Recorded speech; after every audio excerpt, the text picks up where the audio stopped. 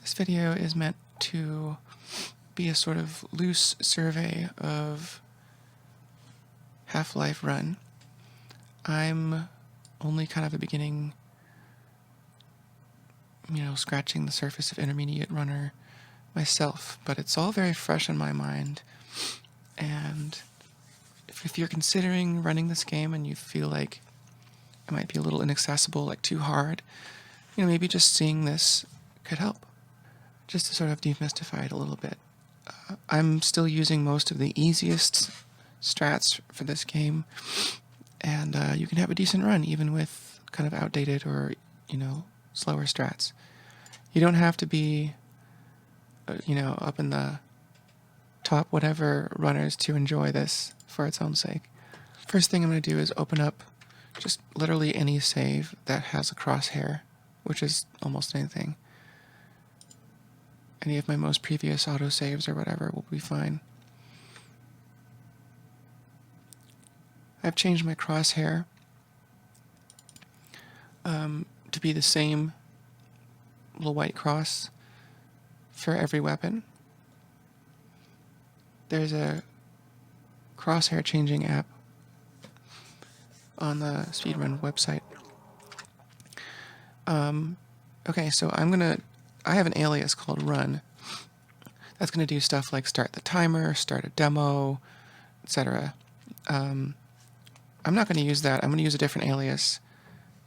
And these aliases are all written down in a file or files in your Half-Life folder.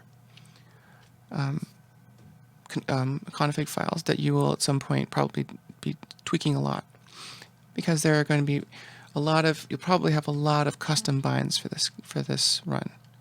We'll get into that. So I have an alias called practice. So here we are at the first map. Actually, I'm going to turn off the timer. No, I'm going to turn it on. No, I'm going to turn it off. As you can see, these various little things that just popped up, those are all my part of my. Actually, let's just look at the HUD for a second here. You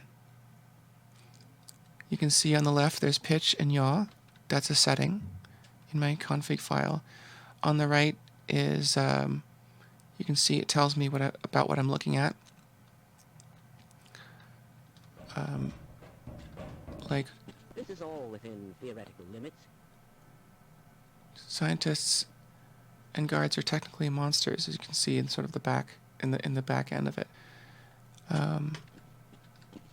Anyway, that's not all that's particularly important, but we start here. We don't start at Black Mesa inbound. That's just like 6 or 7 minutes of just waiting. So we start where the real play starts, which is right here.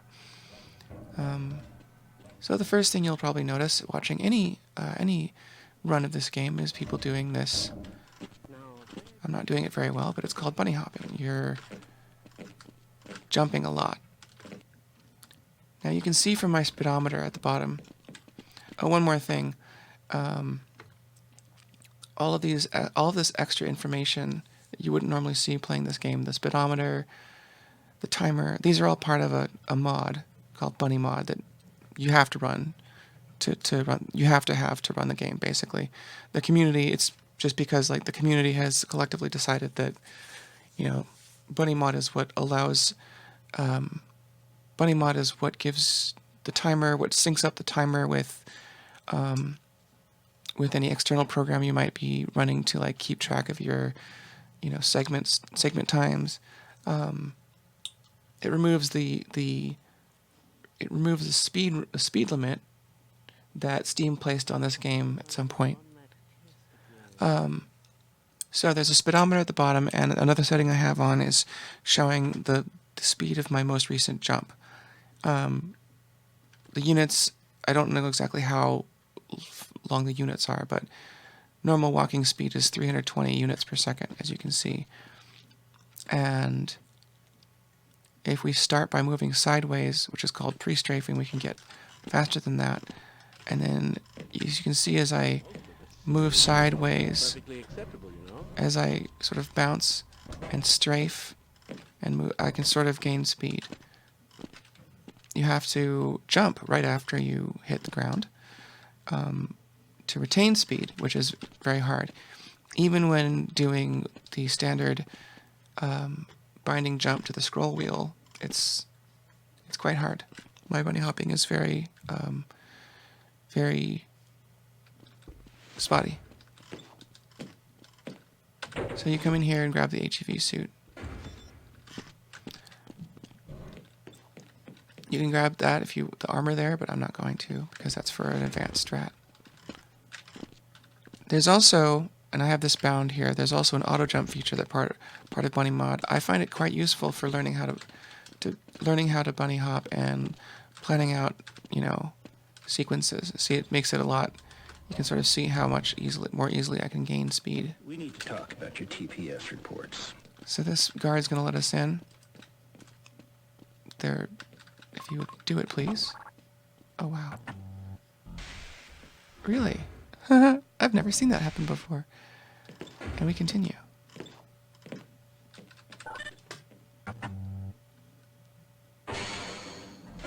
Most runners will fall down the shaft and grab the ladder.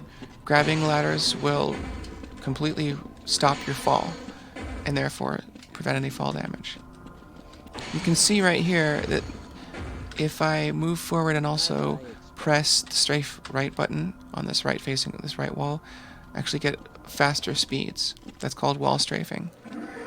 Between pre-strafing and wall strafing, those are some of the basic strats you can get to gain speed. Here's what we call an Npc Abuse, where I push the scientist over to the door, and he can open the door. That only works if you enter the level, not if you load it.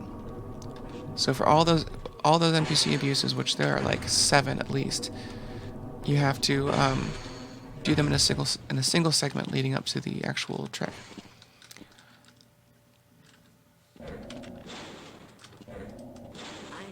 Here's some waiting around. You can save some time by pushing these scientists closer to their eye scanners. And now we wait. Now we enter. Now we have a little bit of downtime. We gotta climb the ladder. Ladders you can climb faster, by the way, by doing a similar strafe thing. It's tricky. I'm pressing forward and right, which is towards the wall. And now I'm going down and pressing backward and to the left. But it's really easy to mess that up.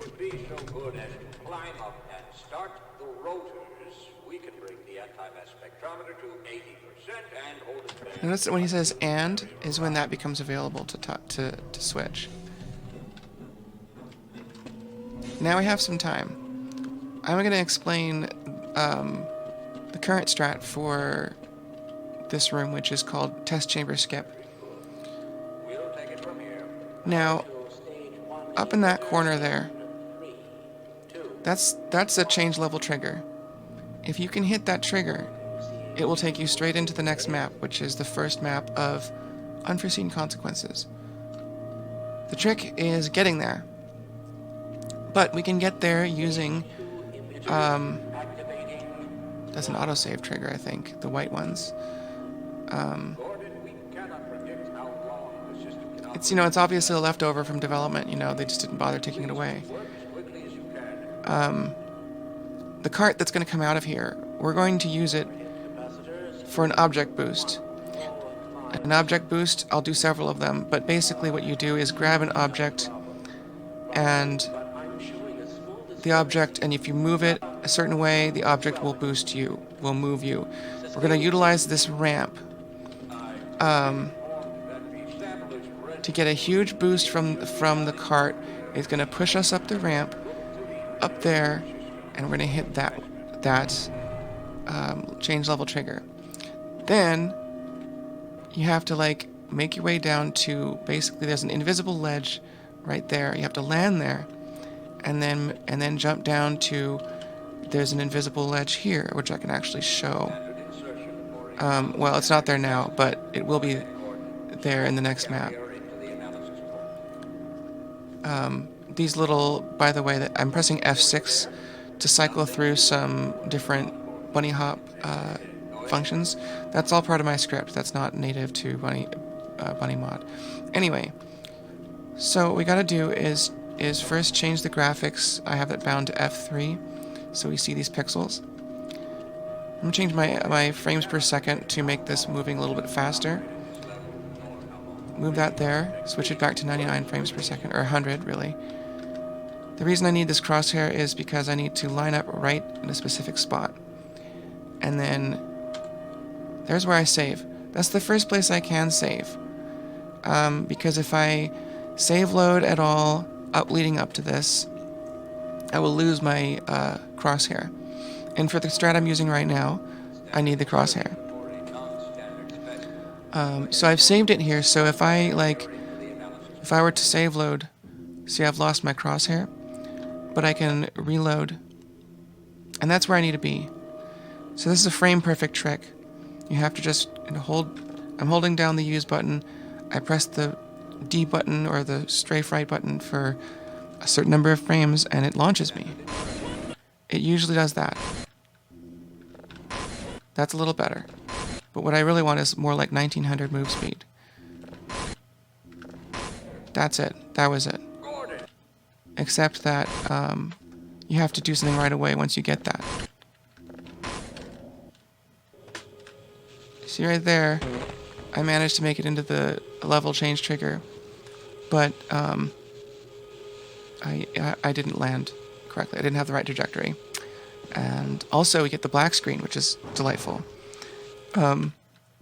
So what I often do is use this pause buffer thing where you can use two pause keys very close to each other. You can bind two keys with pause and then use them very quick. So I will hold down E, press D, press pause, and then just try to get to the right frame. And it takes me a few tries, but it's often faster than trying to get the right frame for this trick. That's what you need. Magic number is 2180 something. Sometimes a little bit more or less than that, but that's where I press my quick save, bind again, and I unpause it, and there I go flying. So I do a turn. I do a little turn, because if you just let it launch you'll miss it. So, and then save load. I managed to land on here, and I save loaded to get rid of the black screen. Now I'm gonna jump down to here. Oops. Actually, here you can see, if you show hidden entities, there's that little tiny triangle there. I don't know why it's there, but it's there. So, lower the FPS to reduce fall damage and land on that. There's a trick to getting no damage there. It's called a jump bug. I can't do it. Usually I have less health than here. I usually lose health on both falls. Sometimes the first fall doesn't do it. So we come through here, avoid the head crab, come through here and avoid the lasers. And we have our crowbar. Bust through here, ascend the ladder, and get ourselves just rush through here. You can jump through that window.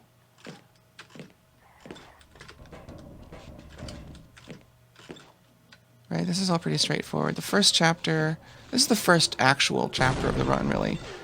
I'm going to get a little bit of health. Most of the first chapter is just jumping around.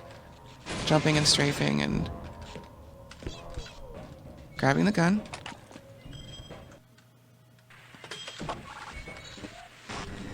And we're sort of just avoiding enemies. Jumping through. Coming down to the sewer. This is all pretty much in line with casual play, just faster. Except, you know, not messing it up like that.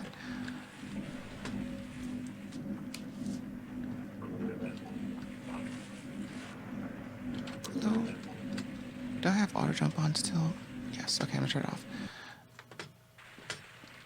So here's definitely a place we skip normal play. We just come down here. There are several ways to avoid fall damage. This is just one of them. With fast bunny hop speeds, you can just soar across that pit, but I have to use an alternate strat here, which is there. And that wasn't bad. Here is a good example of an object boost using this box. So I'm gonna slow it way down. I grab it, I press right. You can see how, like you can see these ridiculous speeds you get for like frames, right? And this is really way slowed down. In you know, normal speed, you can sort of see the numbers flash by really, really fast. And it's one of those things you just have to, you know, when I practice this a lot, I get better at it, and then the skill fades so easily if I don't practice it enough. That was the best speed you can get, really, I think, from that object boost. You can use the pause buffer trick too. I do that a lot, where you just press E, D pause, whoops, you know, and just pause, unpause really fast. That's fast enough, especially if you crouch. So here's where I just unpause, hold down the space button, unpause, and crouch, and there we go. Here we can skip the elevator ride because this change level trigger actually protrudes by, like, you know, a pixel or whatever outside of the door. So if we're touching the door but not inside the elevator, if we're touching the trigger but not inside the elevator, we'll just get transported instantly to the next map. So what you got to do is open it, close it, and then get right up to it, and ta-da! Here we are. You can see there's the elevator going. This guy is normally up in here, but for whatever reason, whatever trigger causes him to get caught by whatever it is in there, it doesn't happen. So he's just standing there on top of where your armor battery would be. So I'm going to do another NPC abuse. There's a couple different ones. I'm going to show you mine. Well, there's two. I'm going to do mine. Here's where I just... So, that's where I just run up to that. Oh. Just run up to the door and get him to open it for me. I can do the other one, I think. I haven't practiced it, but it's pretty simple. You shoot him and get him to run, and shoot those while he's running or whatever. See, I don't know how to do it. No.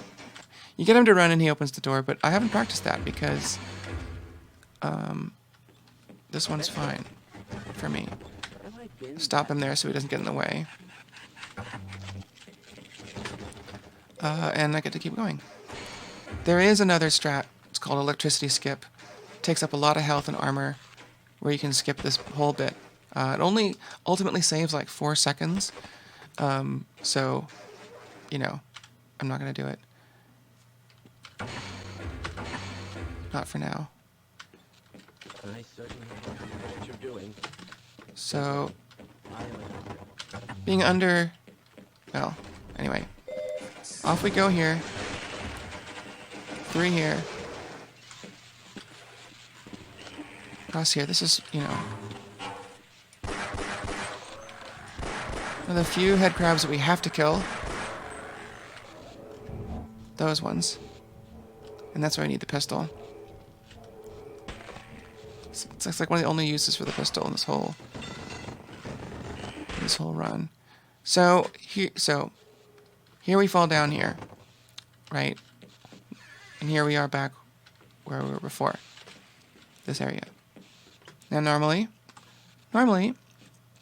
these head crabs would fall down, you fight them, you do whatever, you move that there, you jump up, you climb out. But we can jump on top of the head crabs.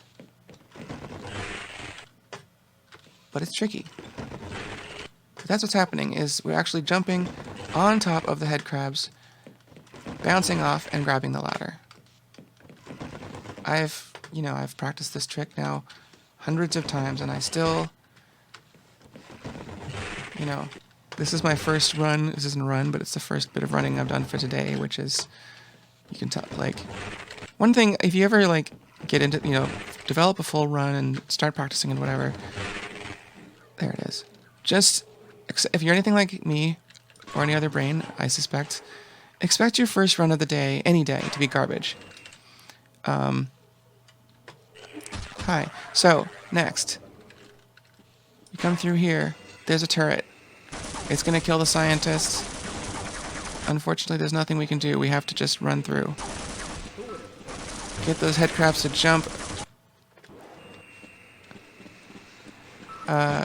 And then dodge them and move on. So, a head crab falls from here, so you gotta get through here really quick. A bunch of vortigaunts are gonna attack you. You can just bounce through. Notice that's the thing I'm doing. I'm save loading, and that's canceling their animation. When vortigaunts electricity shock you, they take a second. See that? You can just keep doing that. Well, if they're all hitting me, I will die.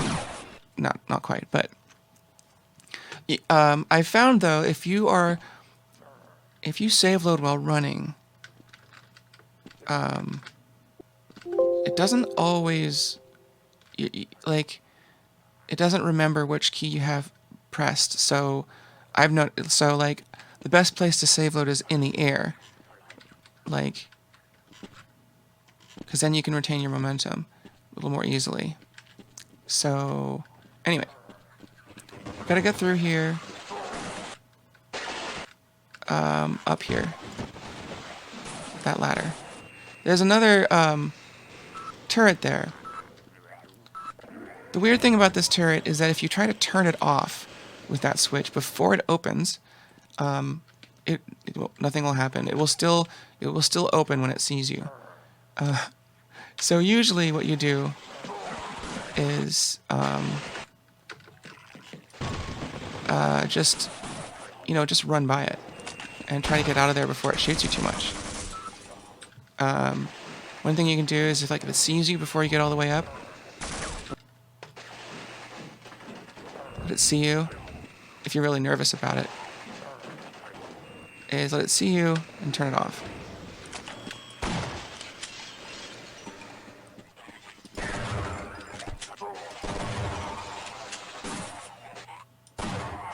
Okay. Coming up. Here, I'm just going to get rid of you. Thank you. Coming up is the first run killer, I think. General consensus seems to be that the upcoming trick is the earliest run killer of the game. Run killer meaning that if you mess it up, you're probably not going to beat your PB. It's going to mess up the timing for the entire thing, and you might as well start over. That is if you're trying to beat PB. If you're just running to run, it doesn't matter.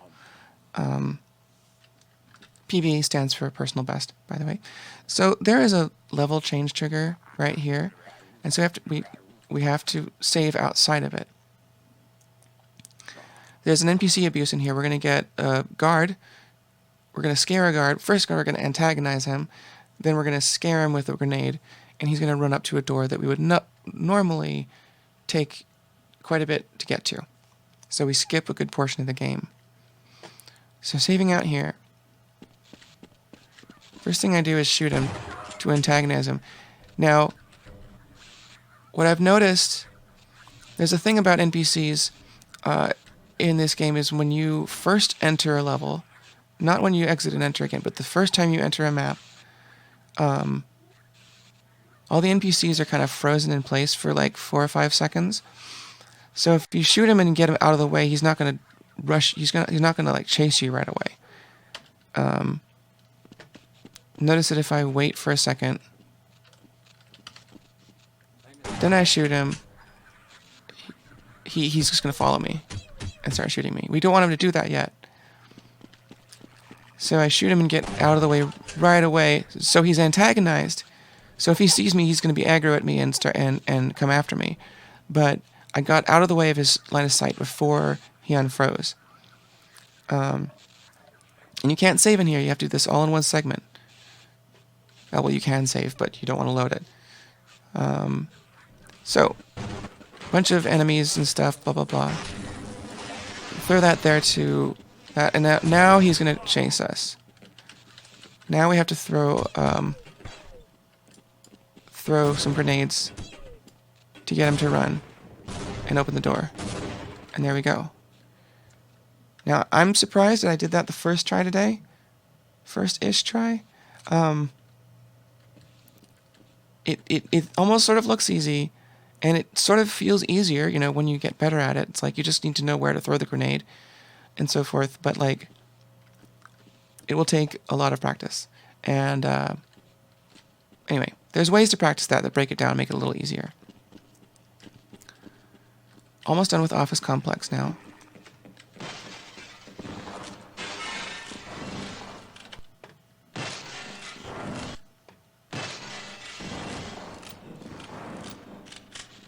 So we just get out of here the normal way. I can't hold on much longer. There we go. And then... Okay. We're right outside the next chapter, which is We've Got Hostiles. If you've watched a run of this game, you know that we skipped that entire level through another NPC abuse. Which means you have to save inside here. I'm getting my shotgun out. You can also use the pistol. Well, I'll use the pistol. Shotgun is like better if your aim isn't good because it fires a spread, but you might kill the scientist. The pistol, less likely to kill him. So what you have to do though is there's a scientist in here. See that? And you have to stop. You have to stop him in his tracks, and then scare him, or just get him. He's already scared. You have to get him to run over towards the security door, which he can open. But, you know, the normal scripted way of the game is he goes over that way. So you have to shoot him, bump him, and then get in his way. And it has to be just like... I'm going to use the shotgun. Here we go. He opens the door. Door closes, but he opens it again. And this time it stays open. And there we go. Skipping all of We've Got Hostiles. And off we go. Now here's Blast Pit. This is the first like hard chapter of the game, you could say. Ooh, hi. Get that right? Okay. So, gotta hit that switch to get down there, but that will also trigger the zombie to break through. So, you can jib the zombie, if we're careful about it, grab that stuff, jump down here, and get ready to grab a ladder. There's different ways to get down here, but that's the way I do it. As you can see, grabbing the ladder completely stopped my fall.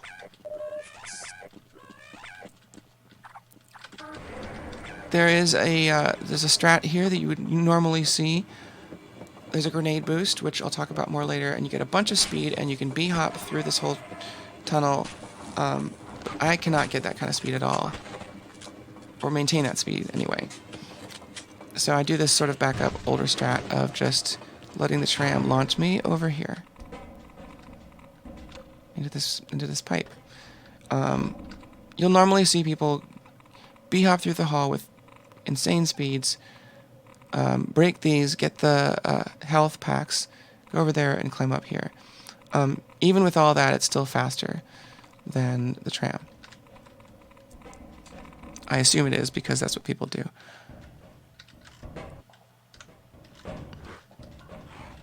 So in here we go.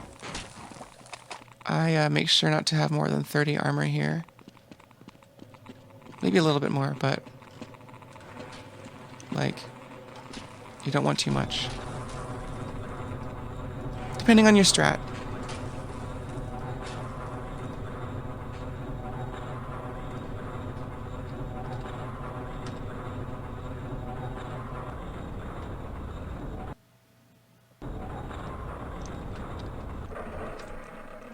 So this room,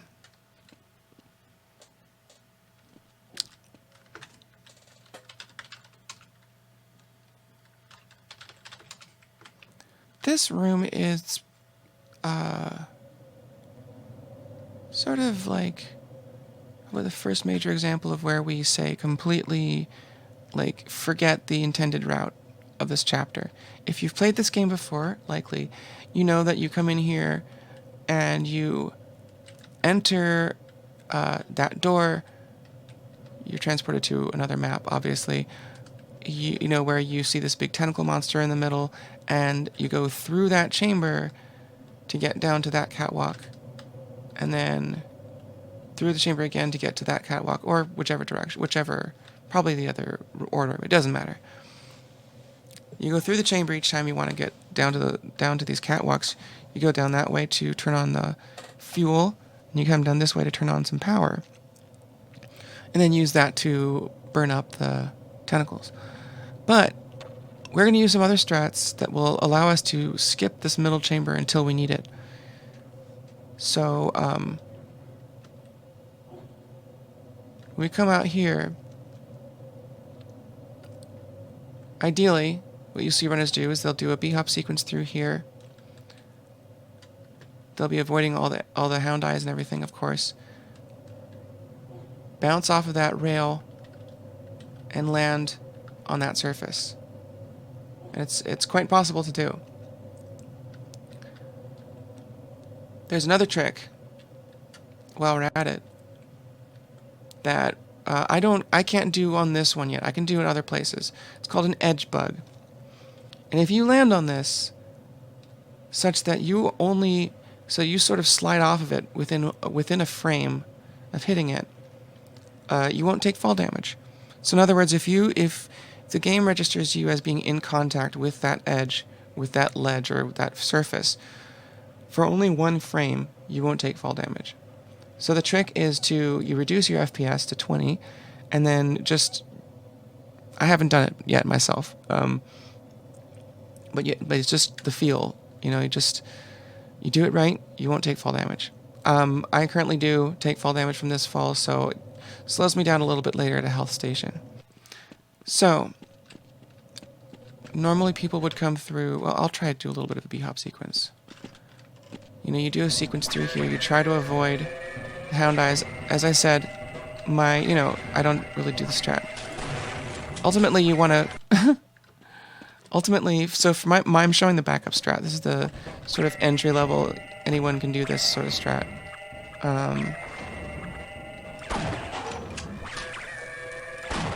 You can cancel their animation too with save load.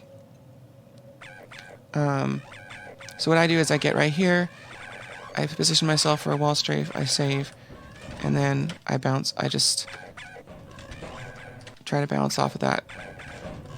Guardrail. Try to bounce off that guardrail. That's what I do. Anyway. You have to turn to get some speed. It's tricky. I will often actually practice a slower frame rate, and or with auto jump on to get this right. But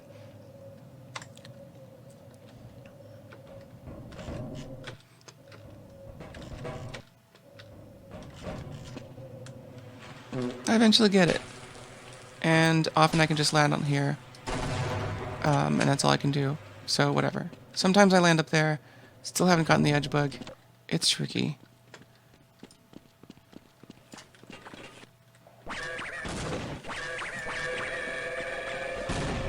Okay, here's the second edge bug of the game. Basically,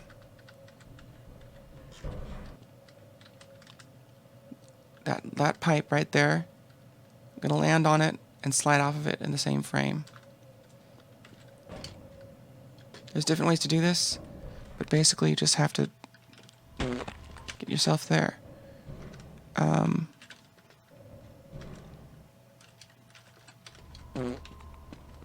There you go. Did it. So I've got actually just about the right amount of armor, so I'm going to do that. So that'll cost me some armor there. Ideally I'd have 30 armor, and I could bounce through here and come out with like 22 or 24. But for the strat I'm doing coming up, I'll want just about 26 or so. I could do a little bit less, but...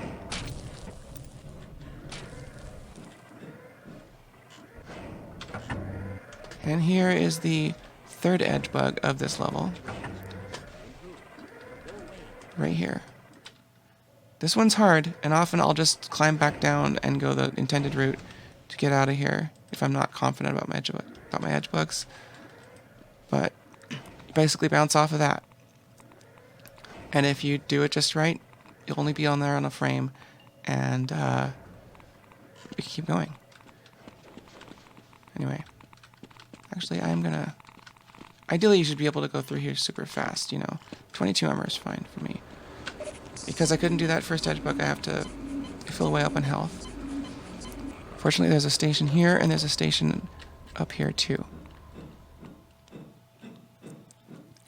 Here, you can see that you can activate things. You can use your through walls. Anything that you can use, it doesn't check for collision. So that's the health station I just used, but it's faster to do it on the other side. You can use an object boost with one of these to get across this electrified water without damage. But I'm gonna bounce on it once. So now I have 7 armor, and that's just about the right amount of armor for an object boost. Or not, no, a grenade boost. So you can see I'm cooking my grenade. There are several ways to do this, and some people will use these explosives. But I'm doing this. I cook the grenade and save it, and I have to jump, crouch, and let go at the same time, which often fails. And each time I fail, I have to wait another 4 seconds or so for the grenade to cook. Here we go. Okay. As you can see there, I'm at 3 health, and if I had 0 armor there, I wouldn't have survived the boost. So, but that's okay. Low health is fine. If you really want more health, there are 2 health packs in there. You can turn that into 3 by doing this little trick. Take that damage down, damage that a little bit, and then destroy both of them with a spread. And there should be 3 there. Yep, that works. That's a weird little glitch. That if a box is destroyed by both itself and by another box, it will drop its drop twice. Normally don't take those though, because I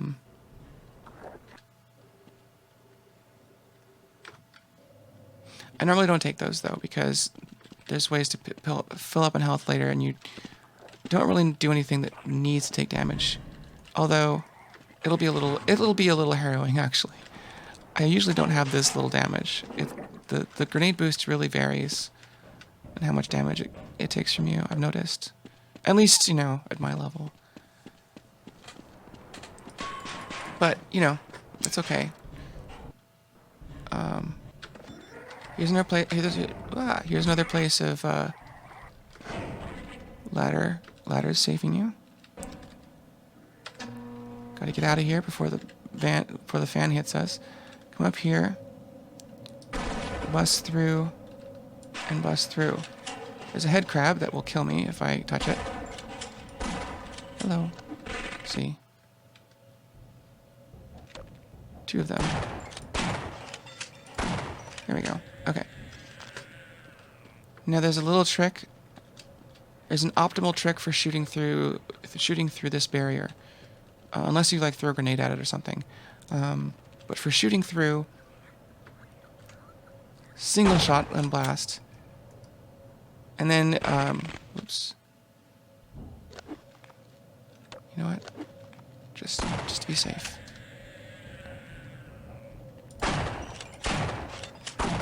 The way weapons work in this game is a little weird. You can often, like, it's faster here to do a single shotgun blast and switch to the crowbar than to do 2 shotgun blasts or a double. So you do a single crowbar double. And notice I didn't have to cock the gun between those hits, which made it go a little bit faster than if I just done 2 double shots. Okay. Off we go. Now is when we first enter the actual... Oh, God. This is when we first enter the actual, you know, blast pit of the blast pit. Very little room for error here because of my health, but these things usually one-hit kill you anyway. So...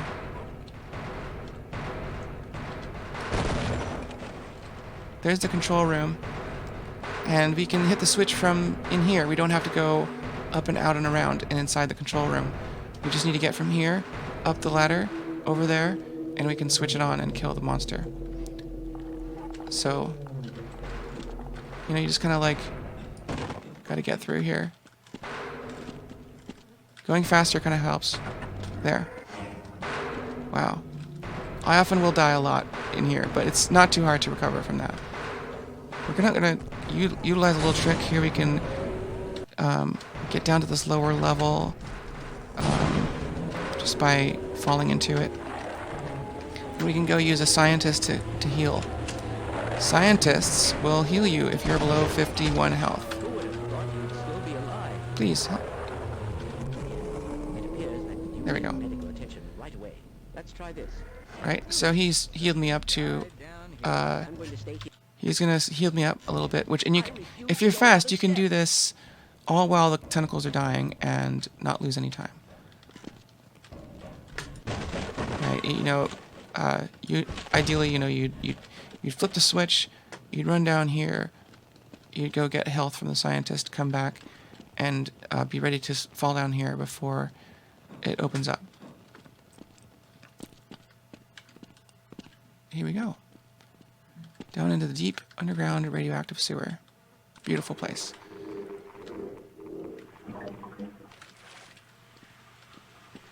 Okay. Here's where we can heal up a little bit.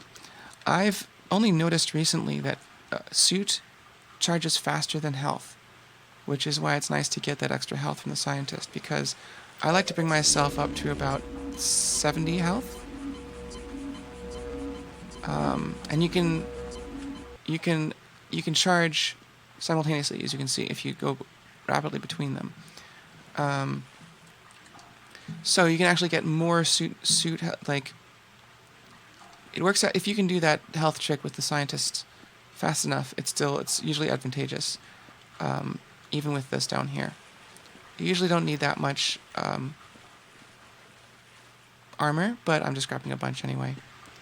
I do want to mention that resource management, and resources means, you know, your health, your armor, and your ammo. Resource management is really important in this game. I mean, I'm planning now, like, in my health right now, I'm planning for the entirety of on a rail. I mean, there's more health stations than on a rail, but I prefer to avoid them unless I have to. So I ideally want to have enough health here. Well, there's health packs you can grab, which, if they're on your way, take no time. But ideally, what I want to do is have enough health to avoid having to use a health station all the way up through the rocket launch on a rail. And similar with health, with armor. Anyway, there's a special little trick here for getting a bunch of speed. It's not vital. If you do it right, you can get a bunch of speed here. Hit that, come down here.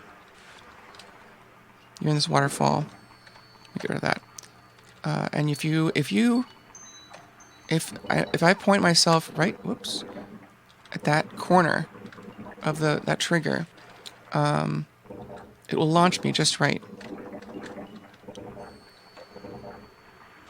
And you have to strafe, also let go of W. So when you go out of that, what I've found is that it's going to launch you, and you have to let go of W because the strafing won't change your direction unless you let go of W. And I also had to duck. It's tricky, but after you get the hang of it, it's actually not super tricky. It's just a matter of getting the hang of it. Okay. Okay, so this pipe is going to fall down. There's different ways to avoid damage with this, but my strat has been recently just to land on the table that has the health packs on it. Reduce FPS to 20 to reduce fall damage. And there we go. Okay. There's a special trick with the grenade in here where if we manage to get the grenade under this box, which you can do with lowered frame rate, it will destroy like almost everything in here. And then because this map and the next map actually have some overlap, like this area that I'm outlining with my crosshair is actually in the next map it's another part. Like it's sort of unrealistic in that way, in that if you actually put these maps next to each other, they would be physically impossible to exist. Like, because there's a big room. Like you'll see. But there's some supplies in here that we liberate from their boxes in here with the grenade, but you move on and grab later because it's faster. So reduce my frame rate to 20. Throw it under there and then get out of here.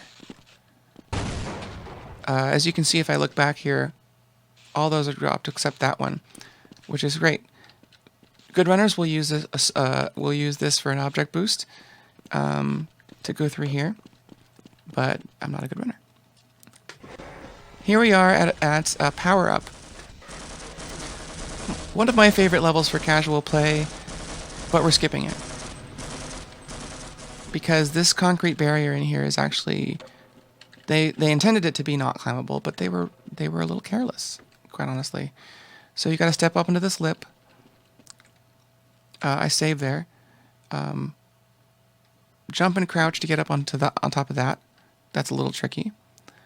You want to make sure you're not up on that lip. See, that ramp is actually a lip. It'll be down there. And then basically, if you jump right as you ascend this lip and then crouch, you can get over this. If you go right up to it and jump crouch, it won't work.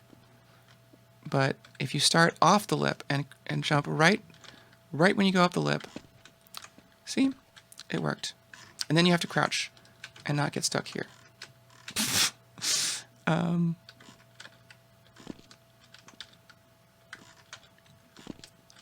There we go. So here are those supplies that got broken in the other room, because there's overlap between the maps.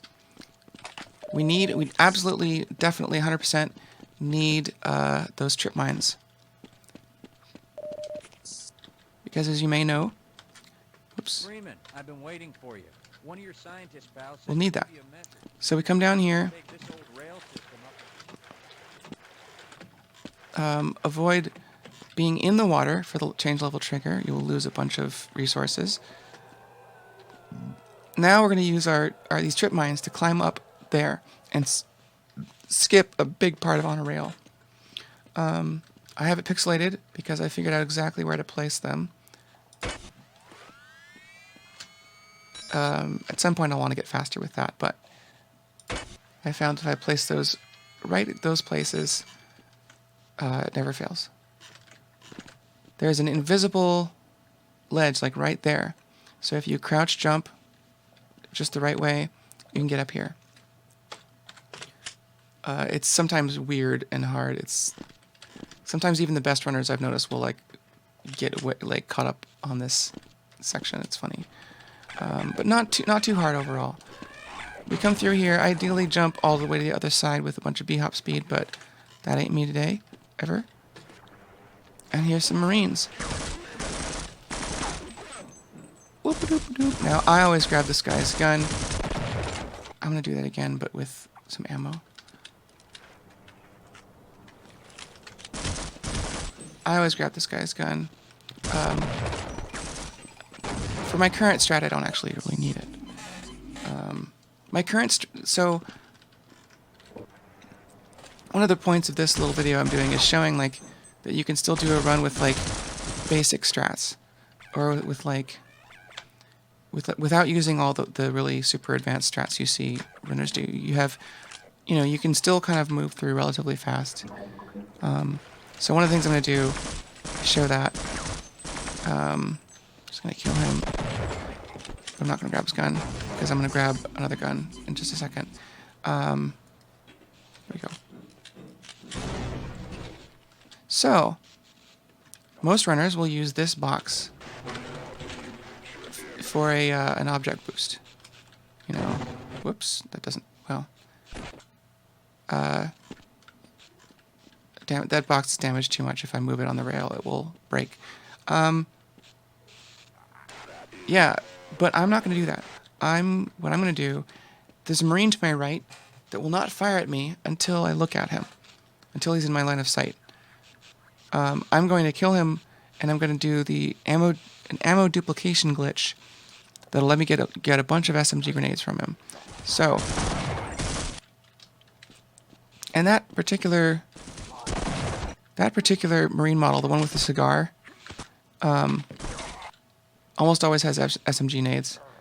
But what you can do is, if you save load during their die animation, you can see how like they'll drop multiple times. This doesn't work if you jib him. If you throw a bomb at him, or a grenade at him and just explode him, you can't do the glitch. It only works if they do a death animation. So now I just come through here and I just scare everybody with my nades, and try to avoid the middle rail, but it happens. Mostly doing wall strafes through here. Although in this level, wall strafes,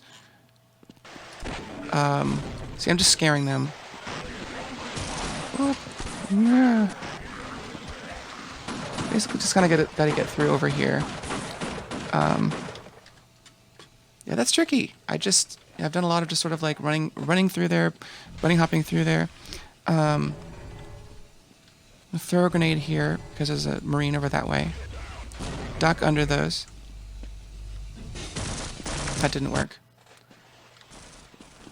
I didn't save there, did I? Wow, okay, well. That's fine.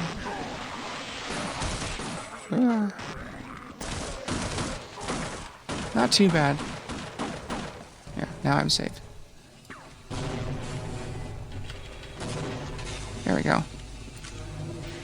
Now, a lot of runners will actually do a grenade boost here to get a bunch of speed, but I don't even have enough health for that, even if I could do it. So I'm going to come in here and grab some resources, and that's probably more than enough. Avoid those lasers. See, wall strafing through here kind of works until it doesn't, because there's random places where it just stops you.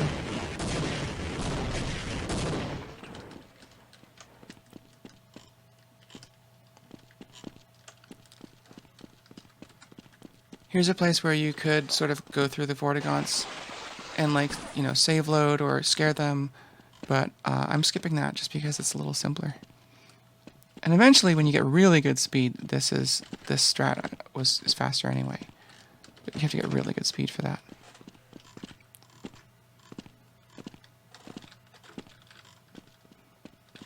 So yeah, most of this chapter is just, you know, bee hopping and or wall strafing, as the case may be. Okay, here we are to this elevator. Make sure I got some shells loaded in my shotgun. And we can get rid of this thing here by just blasting it right when we see it. It won't damage. Grab some armor there. Grab some SMG nades there. And continue.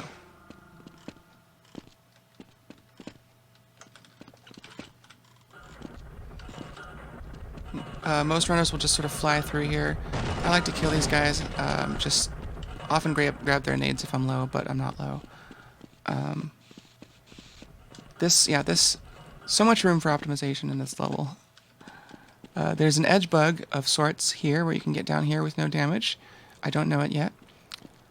But what you can do is destroy those trip mines, avoid that laser, and then just move on. If I'm low on health, I'll go in there and grab some health from the wall. But okay, there's a 50 cal mounted gunner there. So I just want to try to, like, move through here fast, scare that Marine, get out of the way. Yeah, that's tricky. Okay. And here we are going to the rocket. Here we are at the rocket. Okay. There's some Marines there. I like to dispatch them before I try to get to the, well.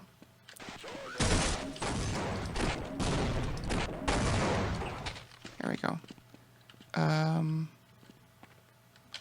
I like to sometimes do an ammo dupe on the middle one there. The one in the middle, well, I blew him up, but the one in the middle is the same model, the cigar Marine. So we can get up here. That's kind of tricky. Sometimes I just have to slowly climb up this. We can get up there and we can hit the switch from the outside and start the rocket launch. And here's basically like 20 seconds of downtime. So you can come in here and grab some health. Bomb these Marines. No, not like that. You know, kill the Marines. And here's some health through the wall. Only need 85 because there's a health pack outside.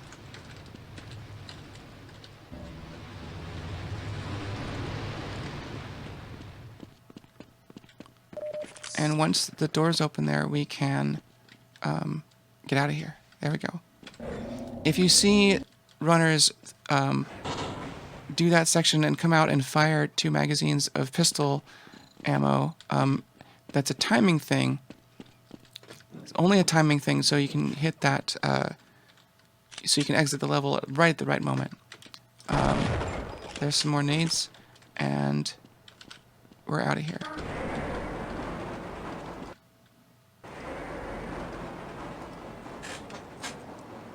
Here we are in Apprehension. A lot of movement. Didn't want that. We can exit here. No. Into here and just go. Fair amount of movement, fair amount of swimming in this chapter. There's a little bit of everything in this chapter. There's movement, there's some B-hop sequences, there's an object boost, there's a grenade boost. Good times.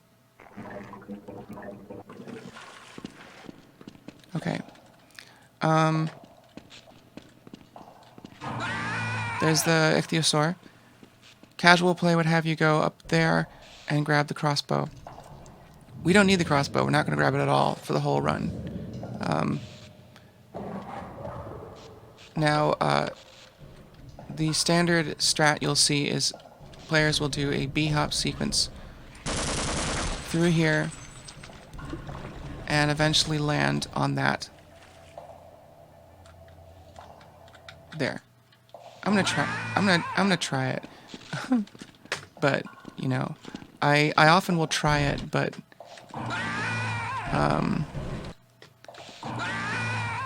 it's one of those things I haven't spent a lot of time on, because the backup strat is only a few seconds. See, yeah, it's tough. I'm not a wonderful bee-hopper. So what I do is I will just go into the water, go underneath, and get grabbed by this barnacle. And press forward while I kill it, and I'll land on this thing. And you won't even take damage. In this room, there's a trigger. So if you hit it, bad things happen. So don't hit that trigger. There's also a really cool B-hop sequence that lets you come through here. Again, I can't do it, but this is all amateur strat hour here. You jump there, bounce here, and with enough speed, you'll hit there. What I do is I come over here, I get far back, and I jump and crouch over there, and there I am. Here's an object boost.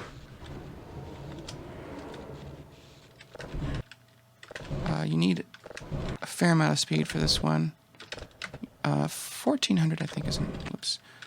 I think 1400 is enough. 1700 is definitely enough. There's G-Man.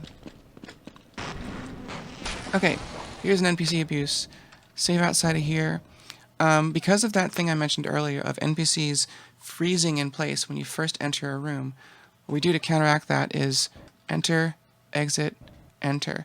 Then that scares a Vortigaunt. It opens up that door, and here we go. Oops. He's dead. And here we are. I have plenty of nades, so I'm just going to use them willy-nilly. I mainly just need one for an upcoming grenade boost. Good runners will do an object boost through here, you know. We'll use that barrel, and then often we'll use that barrel too to get through really fast. I look forward to being able to do that. For now, I just sort of run through here and shoot grenades at Vortigaunts, and you know. I have a bit much in terms of armor, but it's still doable for this.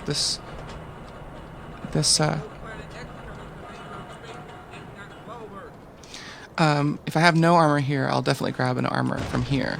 But I have more armor than I would normally go for. It's not very high though. See, like having armor kind of messes up your. Having armor can really mess up your grenade boost, but that one's low enough. Open that from behind, as you can see. Fire another couple nades if you got them to scare the ninjas away and come through here. I like to save because I need to be able to get health, and it's not a little tricky as to where the health is. Alright, so we're stuck in a little... we're stuck in a thing. We gotta get out. There are strats to get out of here faster, but I don't know them yet. Although the one thing you do need to do is stop that. Did you know that that was a tram? You can control it like a tram. You're not supposed to, but hey. That way you can come out this way instead of waiting for it to open up the other way. So here we are. Sort of similar to Unforeseen Consequences. You know, there's just a lot, mostly movement.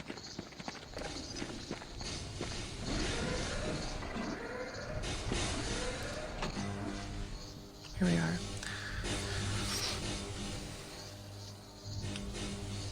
Most of this level is kind of just doing it as intended, but faster. You don't need that pistol, so you can skip all that with the guard.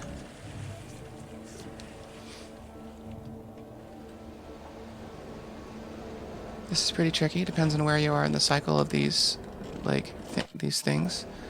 But, you know, when you get more consistent, like, things will be more consistently lined up. Like that, so you can sort of plan. Anyway. Yeah.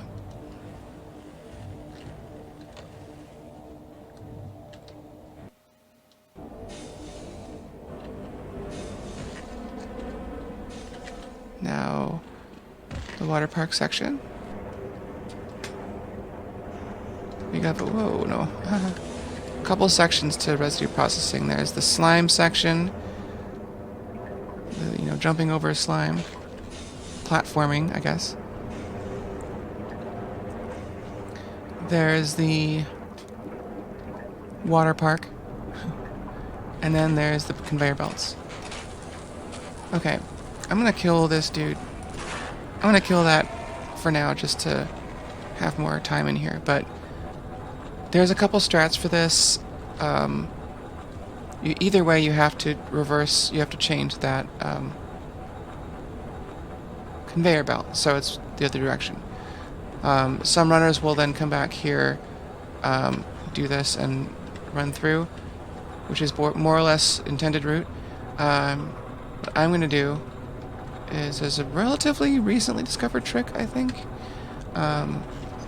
There's a certain way of doing that and jumping on top of here. It's kind of tricky, a little counterintuitive, but it can be done. And then here we go.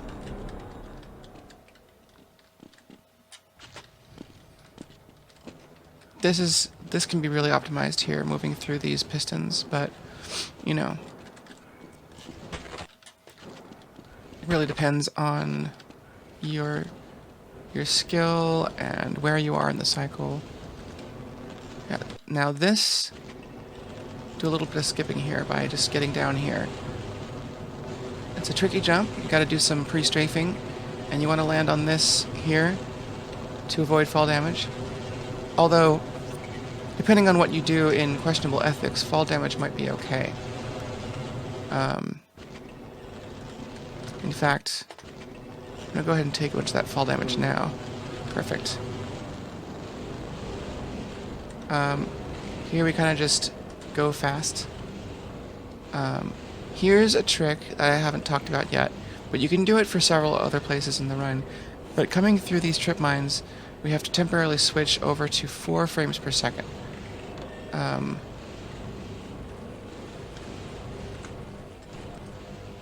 it is. That doesn't work. You have to do it just at the right time.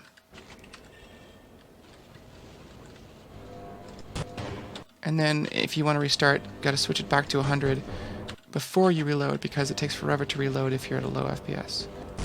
You got to moving quickly. If you do it right, the game will just not register a frame with you crossing the laser. But it's really like, see, I'm doing it kind of random there. Sometimes I'll do it like, wasn't even trying. There we go. It's one of those things, sort of like an edge bug. You just get a feel for it, and you still fail it a bunch, or at least I do. And let's make our way down here, avoiding fall damage there because I don't want to take any more damage. Okay, I have my crowbar and my magnum ready. So get up here. Oops. Is that right? Get up here. Grab the magnum ammo. I do a bunch of save loading here to cancel their animation. And then jumping up on that is kind of hard. When you're jumping up on that kennel thing, you can't just be pressing forward the whole time. You know, you have to like jump up, let go forward, jump up, and then press forward again after you've jumped, I think. Because it's a slant, and it's just, or slope, and the slopes work a little weird. Here we can shoot that with a magnum, and then wait for a second, and then we can get through here. Coming through here, passing the guard. It's no good up there. It's all sealed off. Yeah. Here you will probably see most runners do a satchel boost. You know, it's like, you do it just right and it'll launch you. But I don't have enough for that, and I don't really know it. So I just come through and just be sure to kill that Marine and grab the shotgun. And then I can one hit Marines with a double hit. Like that.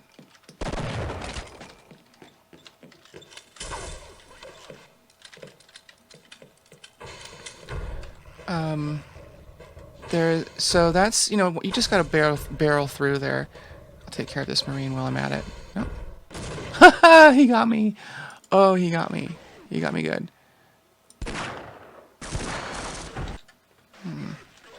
I'll just take care of this guy now. Hello? Let me through? Thank you. Yeah, that's pretty straightforward. Like, if you satchel boost, you can get in here faster, but then there's a bunch of Marines that can mess you up later. But most people do that. But you can also just run through and kill the Marines fast, and then there's 2 more Marines in this hallway. Where they are is kind of random, in my experience anyway. So either way, you just kind of want to like blaze through here, and you should have a little bit of leftover armor. Here we just shoot that to start a cutscene type of thing. Not quite a cutscene, but a sequence.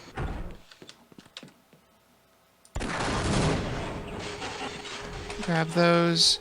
Grab the trip mines. Switch back to the Magnum. So there's another guy with SMGs. SMG nades. Cigar dude. I like to do the ammo dupe glitch with him. Hey. And get a bunch of SMG nades. Ideally, you should just get it like a one hit right when they come through. But, you know, you can do that. So now I'm getting a bunch of SMG nades with the ammo dupe glitch. And I move on with my life. Use a nade there. Now, the normal casual playthrough for this would have you be like, oh, I can't get in. So, you know, you go upstairs, you activate the laser, you break a hole in the wall, you jump down, right? But we can do this because switches can be activated through walls. Doesn't even matter. Gotta stop this at a place where it won't impede scientist progress. That'll probably be okay. You gotta grab one of these guys, but don't touch them because they'll try to heal you. All right. Is this gonna work? Can you get through? This No? is as far as I go. I'll see if I can move this to make.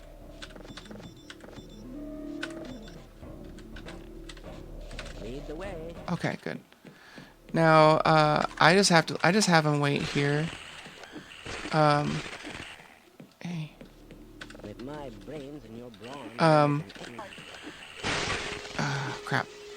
Not supposed to happen. Oh well. It's always a little random as to like how and why this happens. In my, I'm sure it's all broken down, but sometimes it happens and whatever. Okay, doing that again.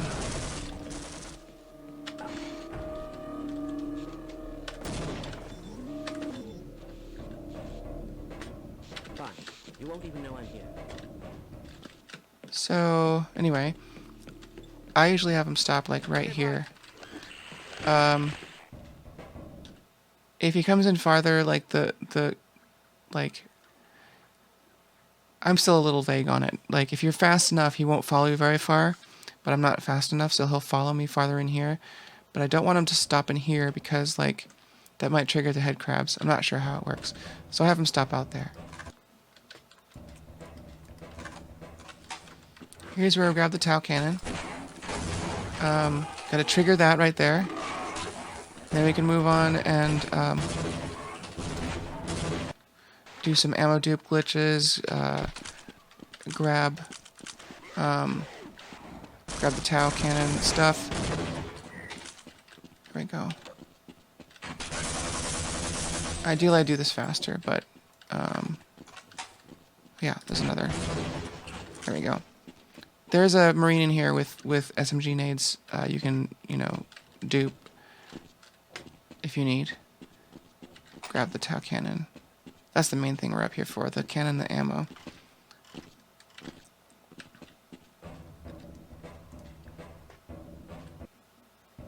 Okay.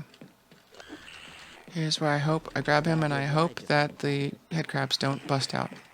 Good, okay. The reason I'm keeping my health down below 51 is because these scientists are a lot more eager to follow you if you're low health. I don't need any more armor. There are often Marines in here. Sometimes there's one over there, but you just have to improvise.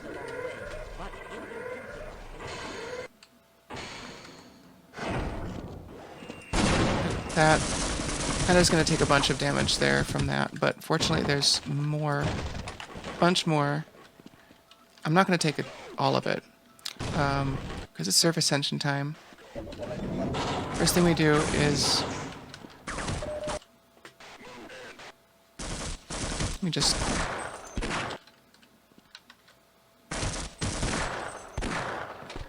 I normally wouldn't kill that Marine, but I'm going through this slowly. Here's surface tension. One of the first things we do is a Tau boost. You've seen this probably. You might know that if you just shoot this thing, there's a huge kickback on it. And more if you jump. And more if you jump and crouch, I think. Depends on the angle and stuff. So if you do a full charge, you really get a lot of distance there. Other thing about this is there's something called self-gauss, where if you fire in a certain direction, you can get damaged by... You can damage yourself and also boost yourself up, but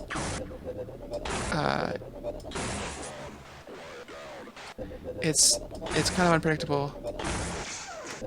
I can't really recreate it right now, but I'll do it. I'll be doing it later in the run. So the first thing we do is boost out of here, not like that. Grab the health packs. I like to just fire this in there to scare them. Maybe kill that guy for the nades. Save out here. Here's a boost. This is tricky. Now, several of these edges on this side here will catch you. You can see, like, if you look really closely, there's this, like, they don't line up perfectly, so you can get caught. Some people, there's a lot of different options here.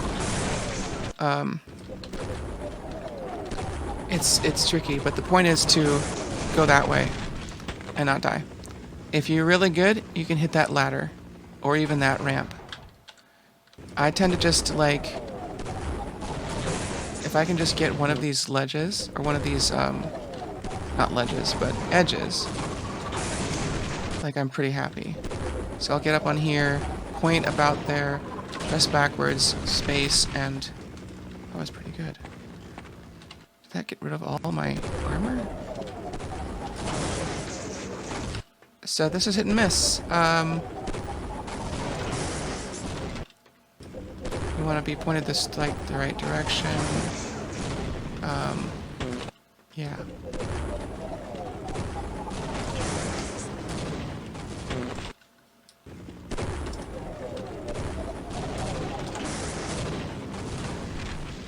That was really good. It was right above the floor.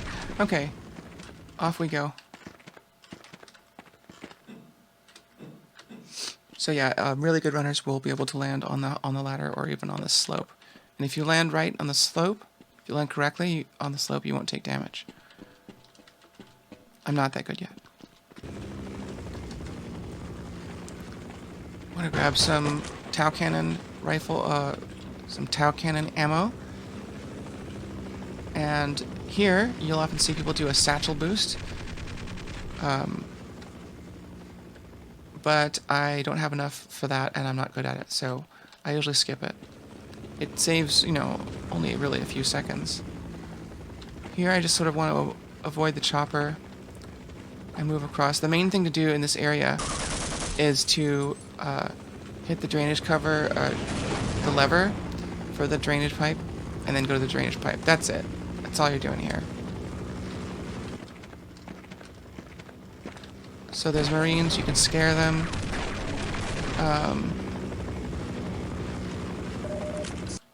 I want to try to keep a little bit of armor, because I want to try to show...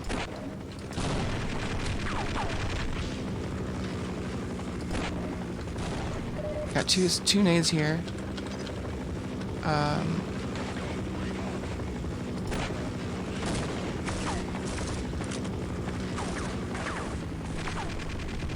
Pretty good. Ooh. Oh, didn't save. Oh well.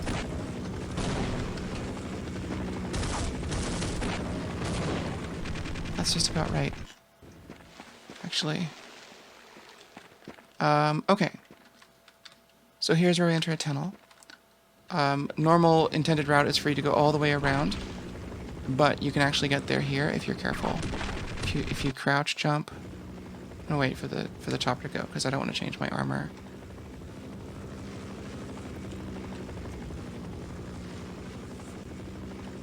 The chopper is somewhat random in where it goes. Runners will often use the term RNG, that refers to random number generator. It just refers to something in a game that's unpredictable.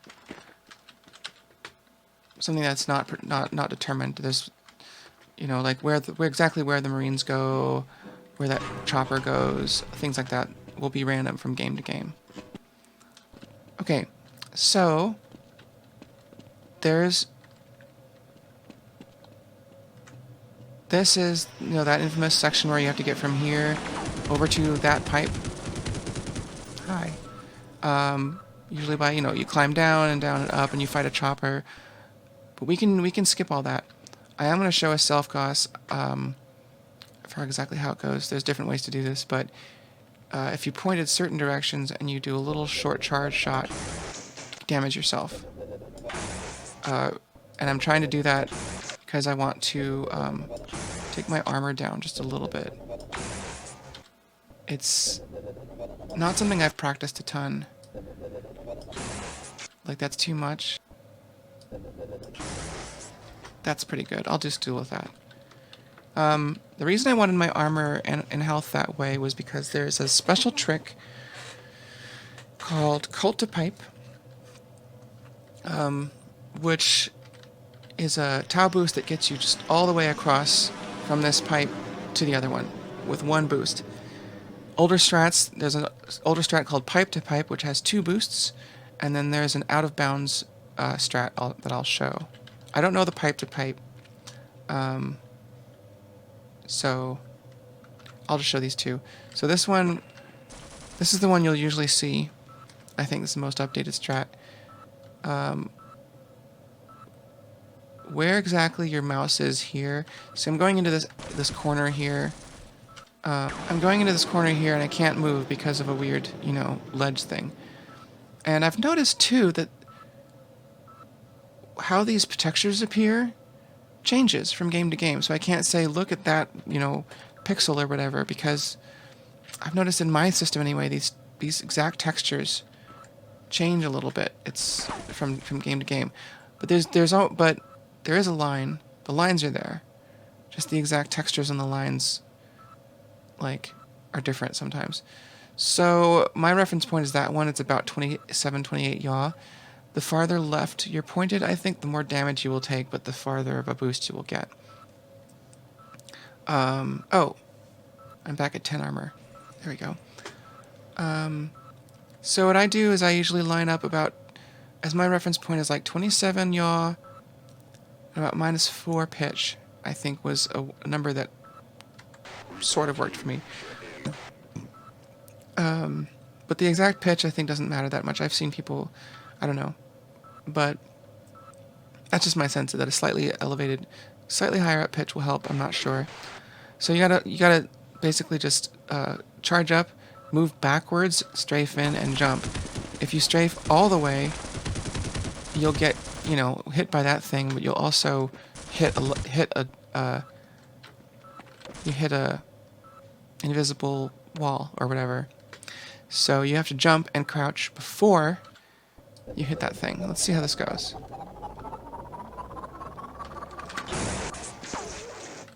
So yeah, that's kind of how it goes. For me, this trick is just a thing that I know that I'll get as I practice, like a couple hundred more times. I usually end up with about 35 health, which is fairly adequate for the next section, but can work.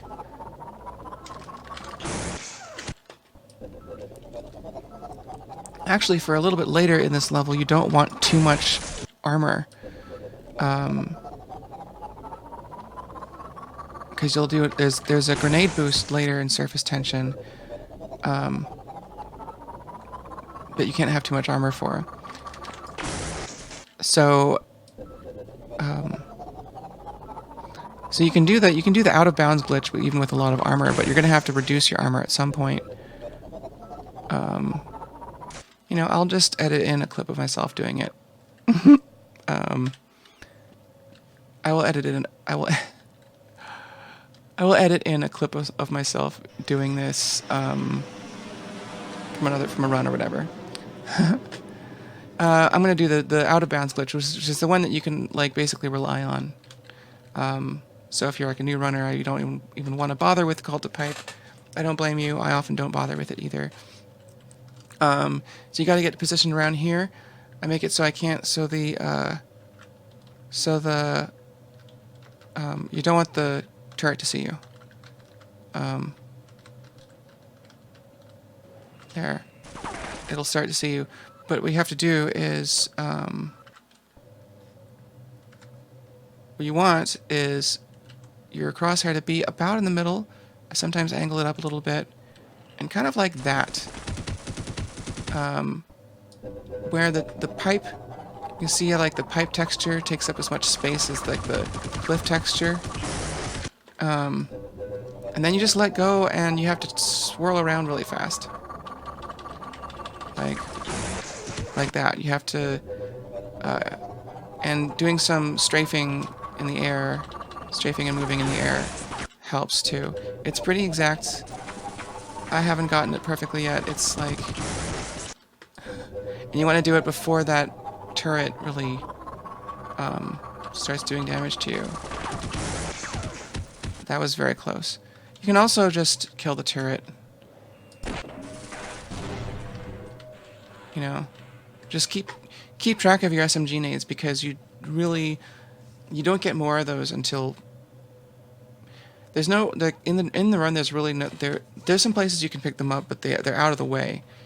Like, you want these nades that you get, basically the nades you get in questionable ethics and surface tension, which I already got, are like, you have to plan those out for the rest of the campaign on Earth.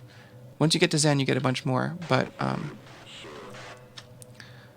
anyway, you know, when you're practicing your run, you can feel free to use cheats and stuff to mess with your health or mess with your ammo, so you can figure out what you need for stuff. That's one of the things that you can use anything you want to practice. You can use scripts, you can use cheats, you can use practice saves. Those are all part of the practicing process.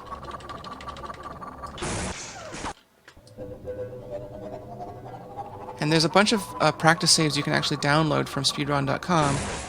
There we go. Now at this skybox here, I'm actually in the water.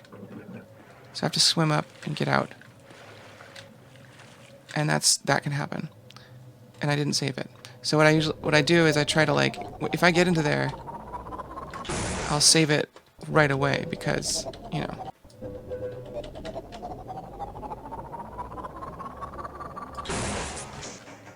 Okay, save there, swim up, get up here. Now I'm sort of in the water. There's some pits in here, you can't see them, but don't go over there, you gotta go over here. Kind of in line with that pipe there. You know, you can boost if you want to. Also, don't... When I get there, if you get in here and you get down, you can't get out. See that? So there's, like... There's water in this skybox, but there's no water in there. It's pretty strange. But, you know, games out of bounds are always weird. Okay. There's a head crab in here. Whatever. My health right now doesn't really matter, so there are ways to avoid it.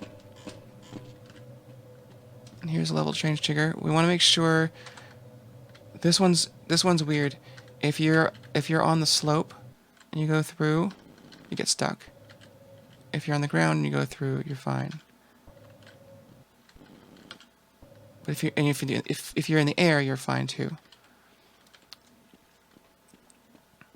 So we come in here. Gonna come out this way.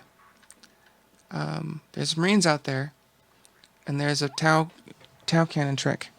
So I save here, start loading, start boosting or charging. So this one's, you know, you got to break it down, but basically take advantage of this slope and the kickback from the Tau cannon to boost us into the air and into the next section.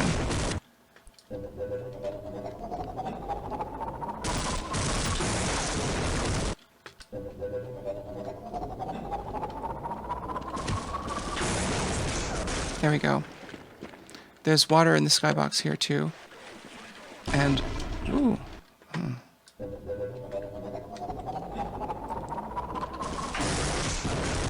There we go. Shoot that for some grenades. We definitely need those grenades. I don't need that armor. Well, I don't need that armor. I'll grab it if I have no armor, but I don't want any more than 15 for the grenade boost coming up.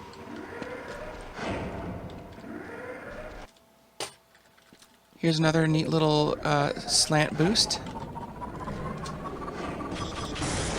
This one's pretty tricky. You have to get on that, get on there, move backwards, and strafe.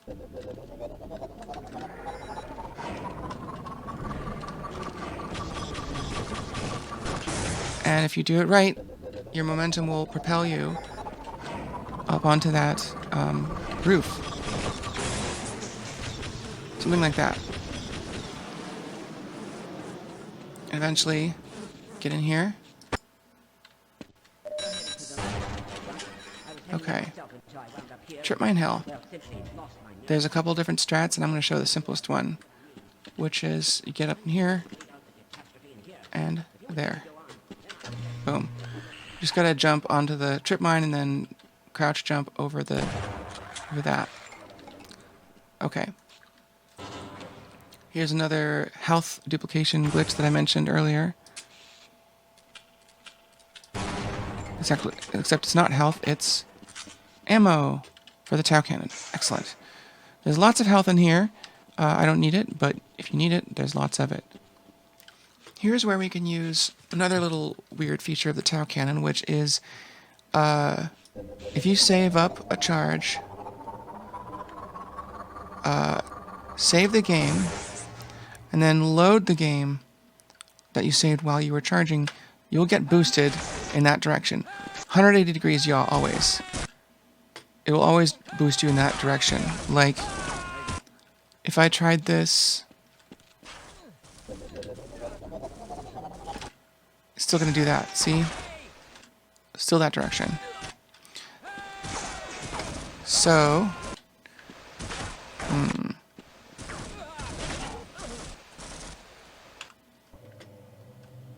well, so we're going to use this boost to get past the Barney and past the Marines. That was pretty good. And you need to move through there quickly. If you don't get speed from the charge, you can wall strafe through.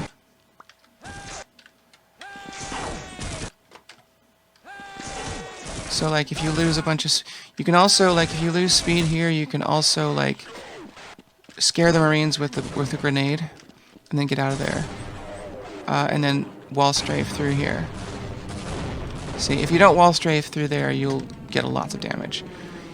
Here there's some health and an armor.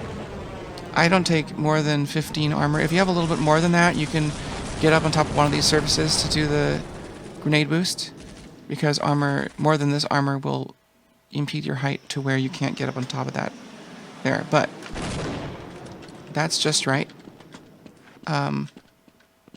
Drop down there. I like to go this way. That's a little faster to jump onto that door. And anyway, here's a double trick. So there's two things normally you do here. One is grab this thing and destroy the door.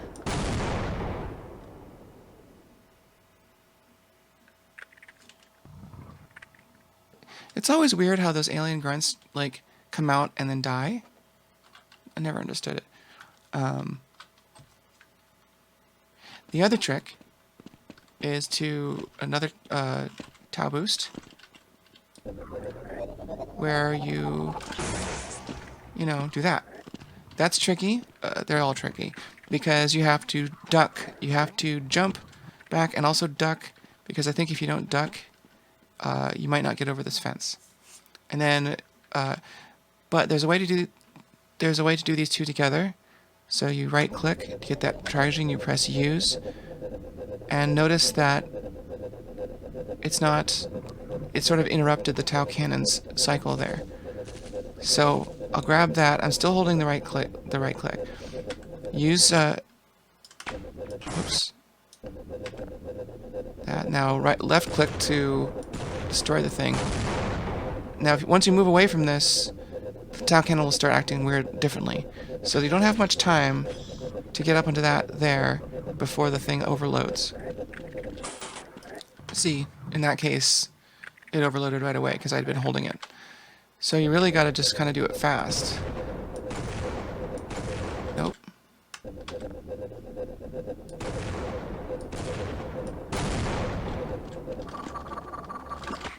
See, and if you point the wrong direction, you could self-gauss yourself and kill yourself. See, I pointed down. You want to point up a little bit. There we go. And if you're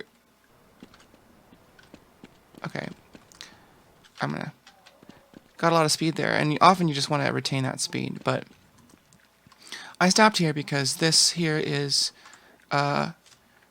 another one of many run killers in the game. Right past that level change trigger is the infinite health door trick. This is different from other NPC abuses in this game because not only do you have to get the Marine to open the door, but then you have to position yourself in relation to the door just right. This door that we're going to see in a minute, instead of dealing damage to you if you get stuck in it, gives you health. It's sort of a weird leftover from development that doesn't really matter. The point is that it gives you health at a rate of 1 health per frame. And so if we, so it'll give you about 1,000 health for every 10 seconds. And basically, that changes the complete flavor of the run. But the thing that makes this hard is that there's a lot of things you have to do before you hit there, and you have to do them all together. You can't save and load. If you load a game from inside there, the NPC will not open the door. So I have my SMG ready because I'm going to be using some grenades. Ideally, I'd have more grenades than this because I typically use 2, sometimes 3 grenades in this trick. 3 SMG grenades, that is, and 1 regular grenade. And you absolutely need 2 SMG grenades for Lambda Core for the next chapter. There was at least one place where I fired a grenade that I didn't need to earlier here today, so it doesn't really matter, but you just have to be really careful that you have... Well, if you enter Lambda Core without 2 SMG nades, you just have to go to the place where you can fill up on them, which will, take some number of seconds off of your run. But, yeah, so you don't absolutely need the 2 going into Lambda Core, but you definitely want them. Anyway, I'll just try to explain this as I go. There's a bunch of health kits. Fire this nade to scare those. Start charging up the Tau cannon. Don't want to do that, but oh well. Come in there. See, that happens a lot. Actually, that's the thing that happens to me the most. I need to practice that specifically. Is getting into that little crevice there. Because you get into this crevice, and then point about there, you can get out of bounds. So, you come down here, try to avoid fall damage by landing on stuff, scare that Marine, try not to get too much damage because you want to lure that Marine into here. Then I'm going to throw a grenade to scare him. And here he goes. Normally I would have killed him with double blast, but I still killed him. That's the main part. So as you can see, I'm gaining health. I'm stuck in this door, and the door is open because I scared the Marine, and I'm gaining health. Now notice that the counter stops at 255.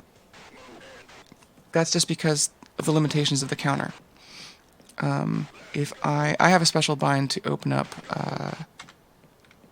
you're not allowed to use that in like actual runs. The BXT HUD, I can't speak today. What you see there in my lower left with that's my actual health. You can't use that in actual runs, so you have to keep track of how much time you spend in this door. Are you gonna mess with me, buddy? Really? Whatever. So at this point, I've gotten so much that my health really won't matter. Usually for my runs, I get about 3,000, 3,200. And I could probably get away with less than that at some point, but it depends on how you go. I get a little bit extra to be sure, because I'm not breaking any records. Here's where you can do another grenade boost, but I messed that one up. You can get a bunch of speed in here, or you don't have to get a bunch of speed in here. You can just B-hop through, or wall strafe through, which is still faster for me.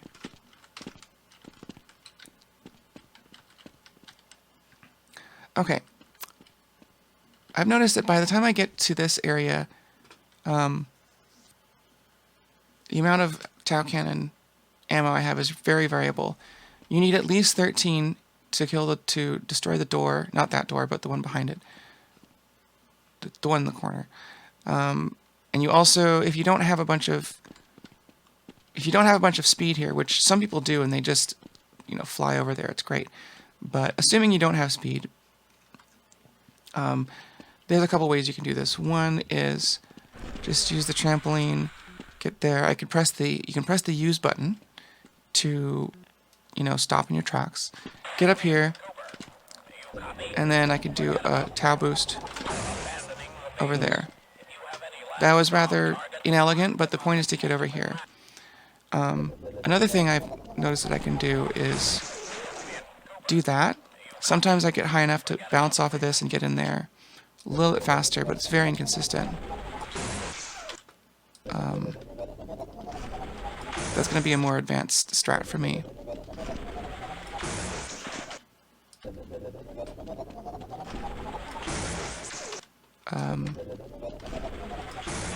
Any case.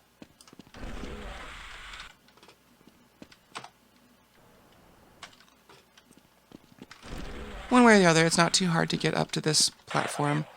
And then I typically save, do a little boost, get in there, and somehow get up to here. For whatever reason, shooting this door from this angle with a full Gauss charge will kill it. It's got 500 HP, as you can see, but for some reason, hitting it other places, much less effective. Like,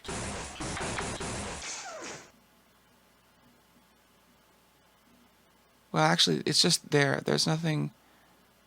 Yeah, it's kind of it's. See, you can do damage to it, but if you point it right there, and this zoom, by the way, is a custom script. You can't usually zoom this way, just by holding down Z in a normal game, but I do it just for convenience. I hold down E so I don't kick back, and then I do a full Gauss charge right there. Even then, sometimes it doesn't work. Worked that time. If it doesn't work, like if you point somewhere like slightly different, well, that time it worked. Like, say there. I don't think it'll work there. That's funny.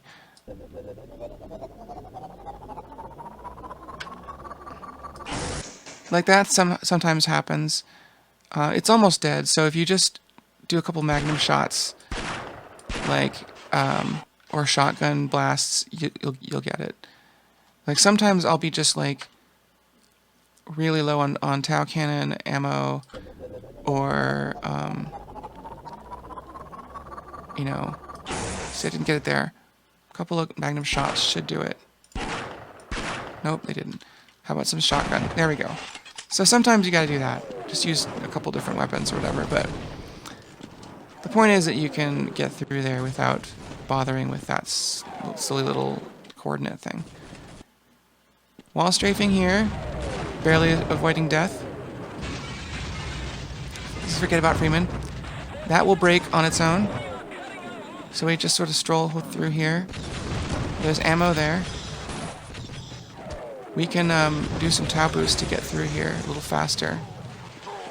You can save load to avoid damage from the Vortigaunts. It doesn't matter as much, but every bit counts. Those are annoying. Okay. There's a way to self-Gauss here. And I really can't do it, but if you do it right, you'll gain some height. There's another way to self-Gauss in here that's a little easier. You get all the way back up here. You gotta hold down, I think you gotta hold down crouch and jump, and if you point a certain direction, yeah, you'll hurt yourself, but also get a little bit of height. I often do a grenade boost instead, but at some point I'll be weaning myself off that and try to do the self-Gauss more often. We can cook a nade for another boost, just like that. Totally optional, but like gives you a little bit of speed. You can shoot that, just save out here. Here's another situation where we can skip an elevator ride by closing the door and touching the outside of it. This time we can close the door with the hive hand. For some reason, the hive hand hornets that jump out of it, that fire out of it, can reverse animations. So if you get in here, press use and then press the right click for hive hand. Doesn't always work. Oops. You gotta be touching it too. Here we are. And there's the elevator ride going. So here's where this is kind of funny. We just sort of like, there's so much going on. We just got to get through here. You got to hit that to open that door. You got to grab the Tau Cannon ammo here.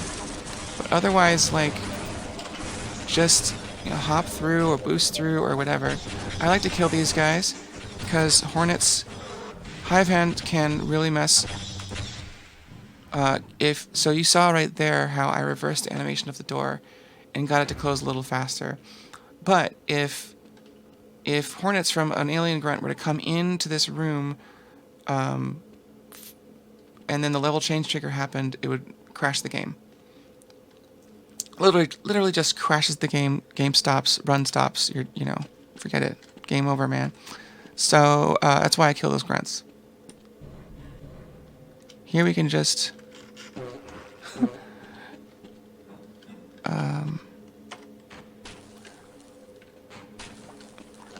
there's different ways to go through here. I like a boost there just because. Grab a bunch more grenades. And yet another boost coming up. Another grenade boost. There's some more Black Ops in here, as you can see. So we want to skip all of that. We want to use a grenade boost to get up there. I'm still working out the exact angles and everything, but... oh, really? Okay.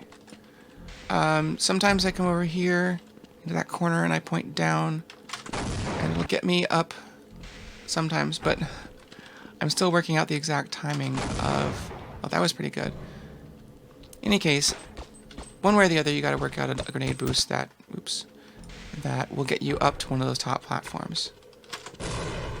And I'm still confused as to whether I should point up or down, because I think I've gotten... That was pretty good. That was a good trajectory. Anyway. For the there's another NPC Abuse here. I think it's the second to last one. Yeah, this is the second to last. Oh, hi. Let's go down.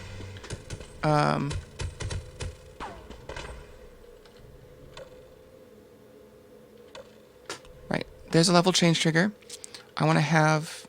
There's different ways to do this. There's 4 alien grunts in the next area that you want to kill as fast as possible, because that way a scientist will open up a door and let you in, who you then have to scare into opening up another door.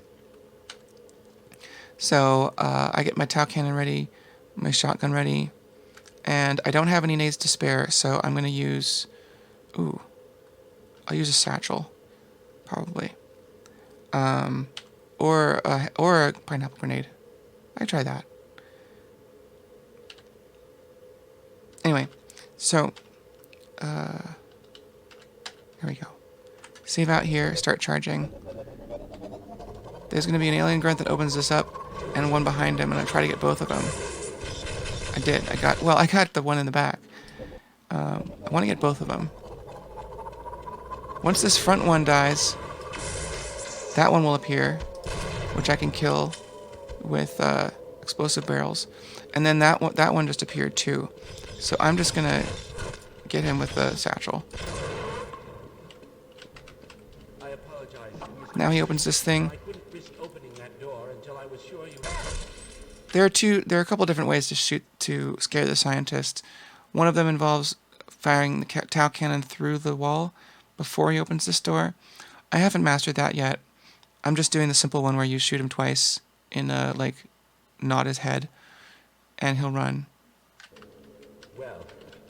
and open the door. Otherwise, it takes a long time for him to go do that.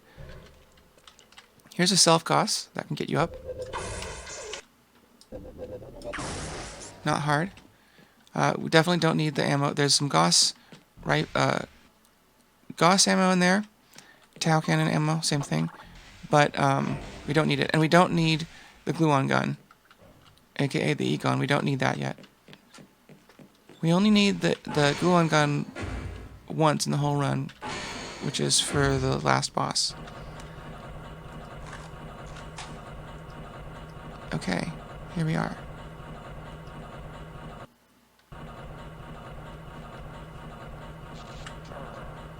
Okay, casual play.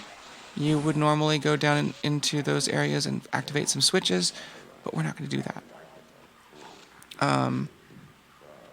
Here's a place where you can do that special Tau boost, the save load one, the 180 yaw one.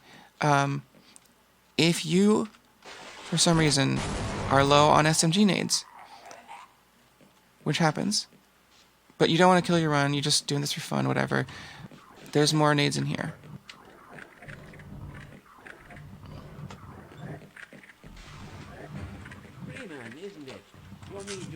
In the flesh, you don't even need that. You can grab it if you want, but you don't need it.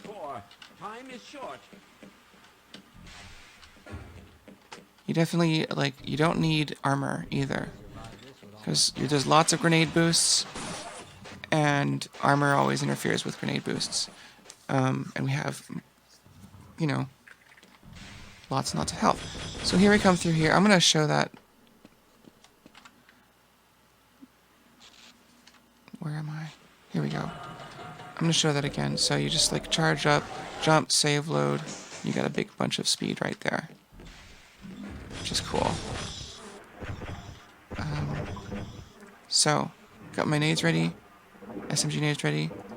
This is going to be a double grenade boost, which incidentally I can't do yet, but there's a backup strat for it. So, normal gameplay. You can't go up here because the water's not high enough to hit that ladder. So you have to go into those other rooms, flip the switches, raise the water level. But here we can do some grenade boosts. Normally you'd use a pineapple grenade for the first one, switch to the SMG, and then do another boost off the side of this core here. I can't do that yet. I've been practicing it. It's pretty difficult to pin down. So what I do is do two of them. You can do them separately. I get around. You don't want to get like too close because I think there's there's an invisible edge that will stop you, and obviously you don't want to do it here. So I do it like a little bit away from the ladder. Although you can do it in front of the ladder, but ideally you should just be boosting higher than the ladder. Do it about there, something like that. For the first one. So cook it. What I do then is I jump out of the water, then crouch and let go. And that works. So getting the crouch jump just right out of the water is weird because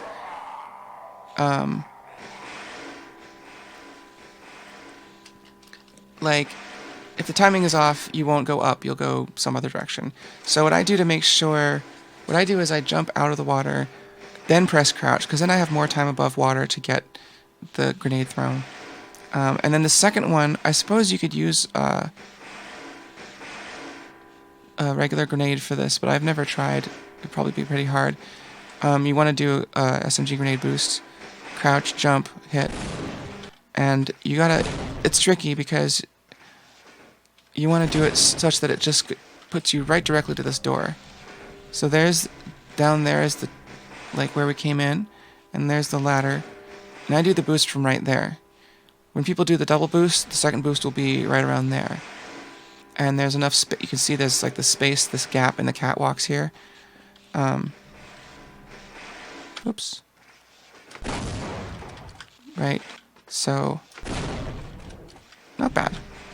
The point is to get up here with grenade boosts. Then to come up here.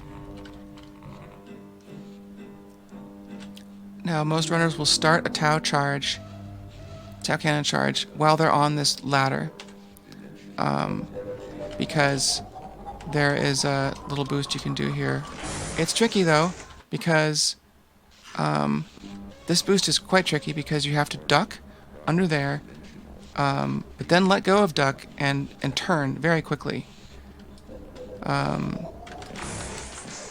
like that. And then you can sort of sail through this area with all these alien grunts appearing and stuff. Get through here, wall strafe there, and here comes another boost. Now this boost is hit and miss because eventually we're getting up there. Up there. But, like, the way isn't always clear, right? Like there. See there, it's not clear. Now it is. Now it's not clear. Now it is. So you wanna do a boost when it's clear, like there. Even then you might not get all the way up there. So it's just one of those things you have to, like, calibrate. If you noticed, I was doing like this sort of shaking thing when I'm moving in the air, and you'll see runners do that all the time. You'll see them do this when they're in the air. What they're doing is gaining speed. You gain speed by strafing and moving in the same direction, like moving your mouse and strafing in the same direction, as you can see. And that includes in the air. Like that, you know, it just gives you a little bit of extra boost. And now is the last NPC abuse of the game, I think. Save out here. Here's the level change trigger. This one's really important. They're all important, but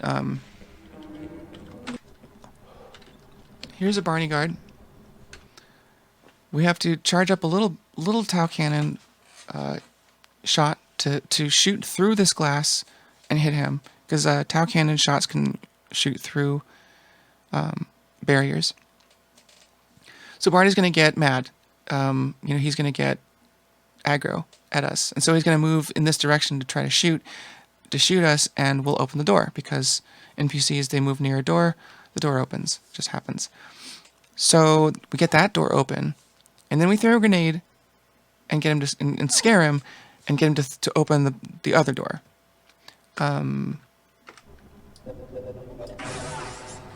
See, that was too much. I killed him. That won't stop the game if you kill him. It'll stop the game if you kill the scientist. So just a small. Now he should be mad at me now, right? No. Now he's mad at me. So that didn't work. You can do a little charge shot here just to get some speed this way. I didn't do that right. Right. There we go. Now I throw the grenade to scare him the other direction, and he opens the door. Now he'll be aggro at me. He'll keep shooting me. It'll be annoying. Grab the glue-on gun. I'm just gonna shoot him. Sorry, Barney. We don't grab the long jump module. We can skip, because of this NPC abuse, we can skip this entire several minute sequence where the scientist, gives us the long jump module, and yeah.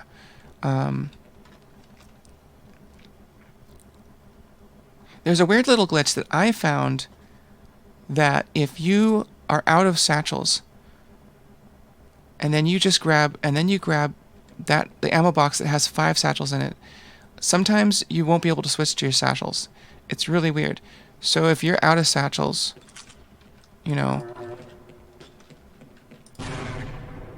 sorry. Don't just grab that one.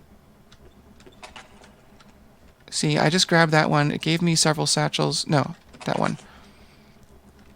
But I can't switch them. I'm pressing my satchel bind right now. I can't get to them. I can get to my trip mines. But not my satchels. And if I cheat and go...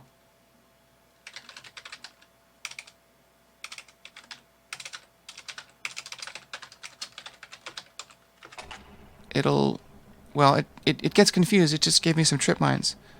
Now I switch to the satchel, but I can't use them. See? And if I switch away, I can't switch back to them. It's weird. It's a weird little glitch. So, I've just realized that the same goes for trip mines. So earlier in the game I picked up 3 trip mines, but I'm noticing that if I have these trip mines, and for some reason I use them, and I grab these ammo boxes. Now I'm full on satchels and I can use them, but I can't switch to trip mines. Very weird. Anyway, so just to show the whole sequence, I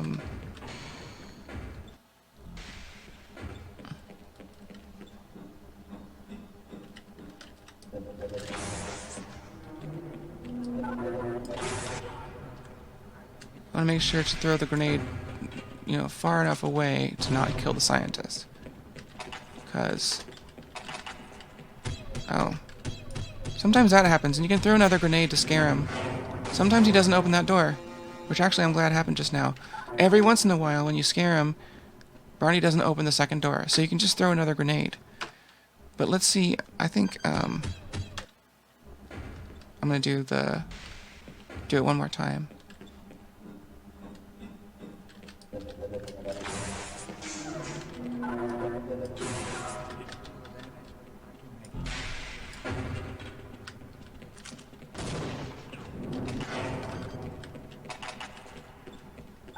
Okay, here we are.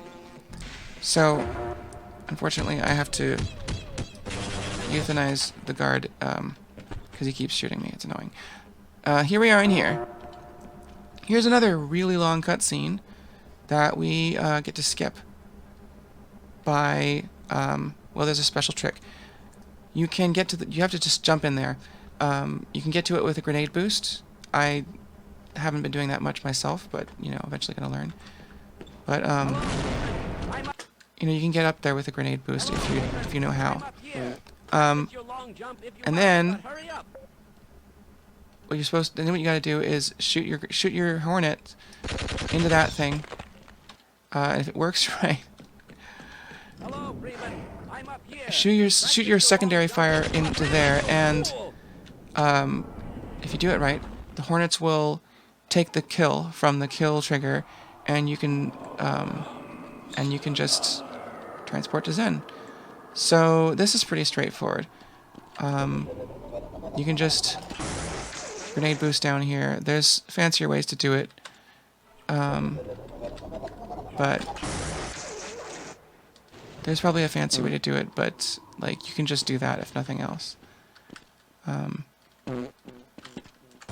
down here, and you want to throw a grenade in right into that corner, because then it's gonna nuke, and let go of those, let the butterflies out basically, and where you can now go and activate the little receivers in this order, because this one's faster. And here we go. Here's a good time to reload weapons. I have to be pointing right around here. Doesn't matter that much.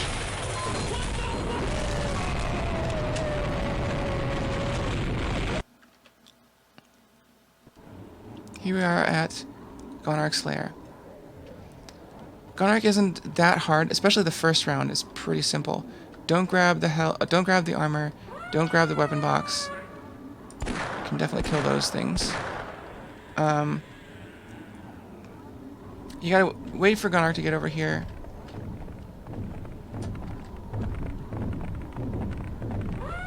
I guess 200 HP. You can throw SMG nade at her, or you can also use a couple of magnum shots. She goes over to that node. You want to shoot her. She's invulnerable until she gets to that node, and then you can, you know, use it whatever you want there. I don't go below 6. I don't go below 6 SMG nades. You'll get a bunch more stuff there.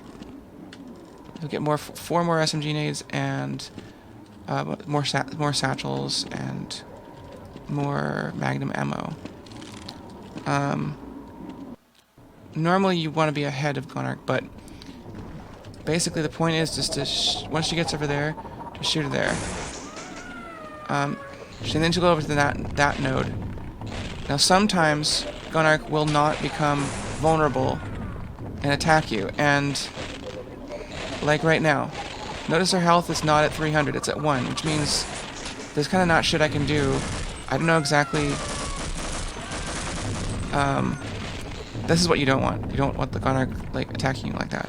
Eventually she'll probably go over to that node, and then you can do a full... That didn't work. It gets hairy. There we go. Once you actually damage her down there, you can still go into the third chapter of Gunark's Lair. So I'm gonna actually start over because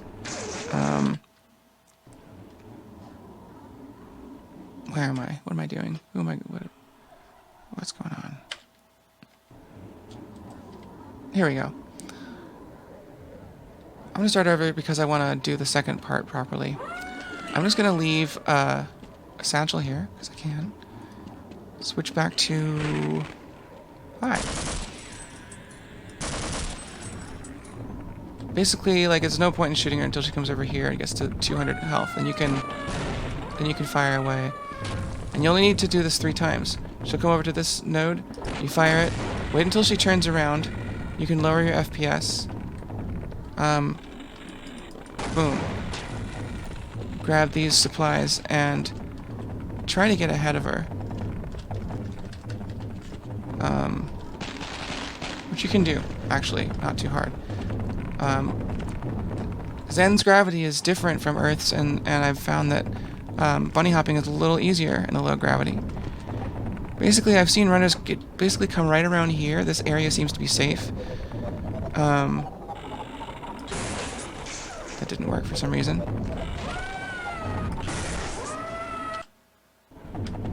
Oh, here we go. I usually see them like come right around here somewhere. That will make the Gunark like not.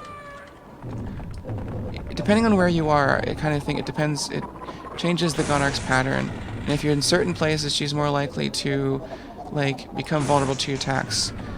So once that's ideal right there. 3 shots done. With the Tau Cannon. Big shots with the Tau Cannon. I'm grabbing my satchels and my trip mines because here's where we can just bust the floor open with everything we've got. And because the floor has HP. Grab this. We should be full on SMG nades now. Quick note here. When I recorded the first part of this video, the recording cut off somewhere. The recording cut off around here, and I wasn't aware of it. So the numbers are different, and my voice might sound a little different because of that. But anyway, continuing. What we have to do now is a grenade boost. We're getting ready for a grenade boost in the next section, which will basically completely circumvent the whole map. The first map of Interloper. So what I do is I get to about 30 degrees yaw and maybe like 45, 50 degrees. It's still a pitch. It's still... Oh. Hi. I have some baby head crabs in my way.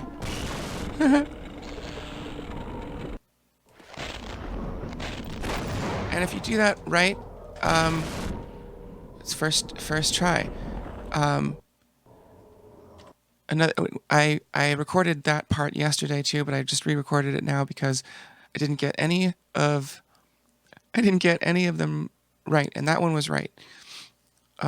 Eventually you get a feel for it, I guess, and people will just do the boost before you can even see. Before they can even see, they'll just do the boost, and the fade in will just have you inside the teleporter already. It's pretty cool.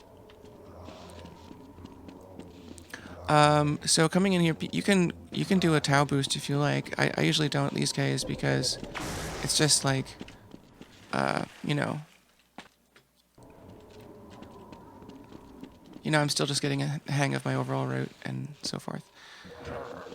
In here, coming in here, you want to shoot that with the secondary fire at the hive hand because it destroys those rocks. And then you can just sort of come through here or whatever. here is a trick where you can do that 180 degree yaw trick that I mentioned earlier, where if you charge up the Tau cannon and then save, load, and then let go, load while not holding the Tau cannon, you get a boost in this direction. It takes me a while to set it up in my mind, but I'm holding down now. I'm jumping and pressing that, and so now I can reload, and there it is. There it is. You know, and then you can do a little sequence after that. Your mileage will vary. But it's not too hard. You just want to avoid being hit by that barnacle there. Right? It'll catch you. And barnacles, even with all this health, barnacles can still kill you. They're not. Gordon is invincible to most things right now with all his health. Not invincible, but you know, getting there. This next section, the factory section, we can make it go very fast with, you guessed it, more grenade boosts. Here the Vortigons are passive until you antagonize them. Unfortunately, we have to basically kill this Vortigon because we're going to do a grenade boost right around here. I've seen them in different places, but the point is just to get up here onto that. So that Vortigon kind of gets in the way, I've noticed, and it's easy to sort of like mess up the grenade boost, but you know, just press use when you land to make sure you don't slide off. Now to get down here, I press crouch to land on this ledge. For whatever reason, like if I don't press crouch, well, I can still land, but crouch just gives you like a little bit more leeway. Here we're trying to get up there, and it's kind of hard because you have to like get up but avoid that ledge right above you. So you have to be moving forward, and you do a grenade boost with a jump, but not a crouch. I think that's how it goes. Yep, there it is. That was pretty good. I guess you could do it to either side. I've been usually doing it to this side, but then I saw someone do it, tutorial do it to the other side. But either way, they get you up there, and you don't need the crouch. With the crouch, you get way too high. Mainly, you just need some forward momentum, and it's kind of hard to time sometimes, but... And I think... There we go. Now we can just sort of like hop through here. If you gain speed, you can get through kind of fast. Right here, if you take the hive hand second fire to the bottom half, somewhere in the bottom half, the alien grunt won't show up, won't get in your way. I think it's the very, I don't know exactly where it is yet.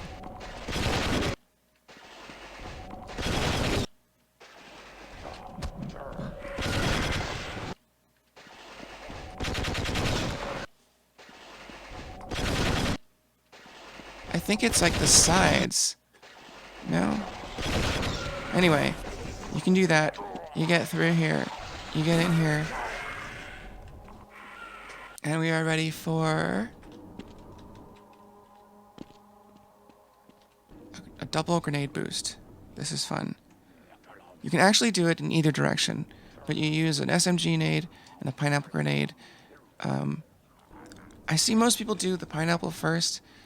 For whatever reason, for whatever reason, I like to do the SMG first. So I will, cook the nade and then switch over to SMG and get in some sort of place here, and then crouch jump, and then switch to grenade. And ideally, I can use both of those boosts. The cooking a nade and then switching over to a weapon and then switching back to the nade just like explodes it right away. You just throw it. So you can take advantage of that mechanic here.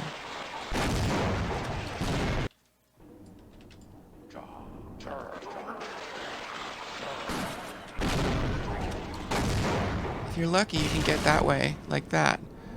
Often enough, I have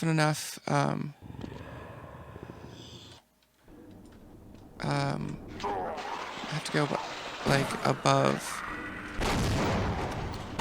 Sometimes you go above. Either way. And sometimes you miss it if you go above, which sucks. But anyway. I can't really do the double grenade boost the other way around, but I could try it. And this way you gotta get vertical, and then... Oh, I sort of did it that time, but it needs practice. Okay, here we are.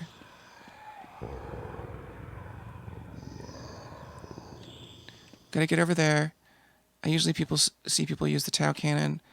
If I have extra health, which I won't necessarily know, I like to use a grenade boost to keep the Tau cannon ammo. I'm not sure which is most optimal, but I'm just going to use a grenade boost here. Okay, and my Magnum should be filled up. My SMG should be filled up. Ideally, I'd do these refills at other points in the run. Shotgun should be filled up. And so what I'm going to use in this next fight, I'll just outline it ahead of time. Start with the glue-on gun. You empty it until about when the fade-in happens, when you can see the Nihilanthe. At that point, you switch over to the Tau cannon to destroy the crystals that heal him. At that point, the ledge you're standing on will drop, and you can empty the remaining Tau cannon ammo into him with the Tau cannon or the glue-on gun. And then you do this alternation of SMG grenade and revolver. And you can switch pretty fast between them. Like, I can't really... It's hard to do, like, out of context. But,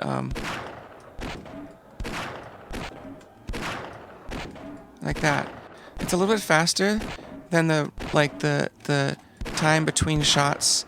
I haven't tested this out myself, but I trust that runners have figured out an optimal way to do it. And so often enough, it's faster to switch between weapons rapidly than wait for the time between shots in a weapon.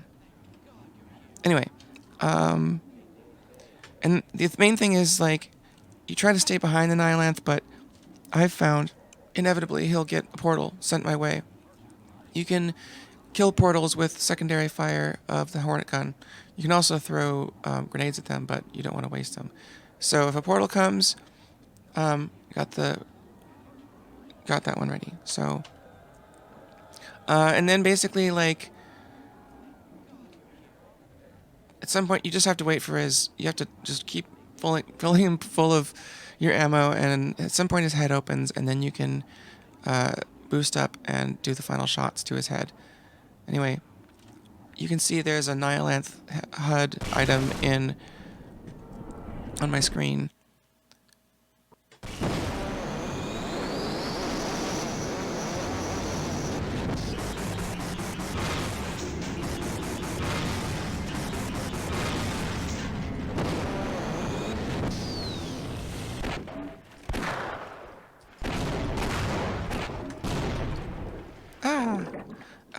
I'm messing up. Oh, I'm totally messing up, but that's fine. That's par for the course with this, and I'm kind of the point is that, like, here we go. Look, whee, see that? So his health is pretty low at this point, and he's ready to get killed now. So I'm gonna boost up with the trampoline to get a lot of height, and once you see the blue lights, or the blue lightning, he's dead.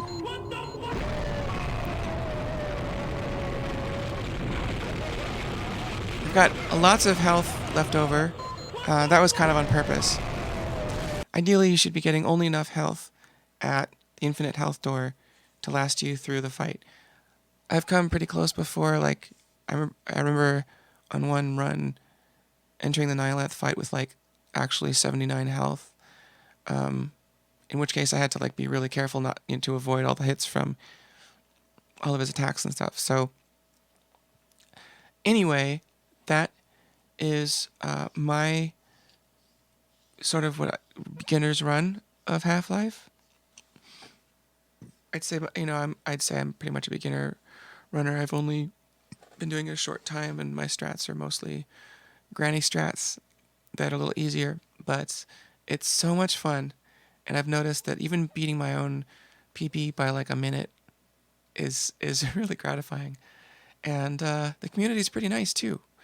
Like all the people who do tutorials, they reply in the comments sometimes. And there's a forum. There's the Source Runs Discord, which I haven't been on yet, which I heard is a nice place. And then there's the speedrun.com/HL1 forum, which has some active members on it too. So, real runners, please feel free to correct me or give me advice on how to, improve my run. My current PB as of, what today is today? My PB on the leaderboards is 52 minutes, 34 seconds. I have, I think, another PB that I did the other day that's like a little bit better, but, not by much. Yeah, so, feel free to comment if you want. Subscribe to this channel. I just created it. I'm really excited about it. If you're, interested in not only speedrunning, but like the process of learning, definitely please like and subscribe and, come back. Anyway, I'm rambling now, so happy trails.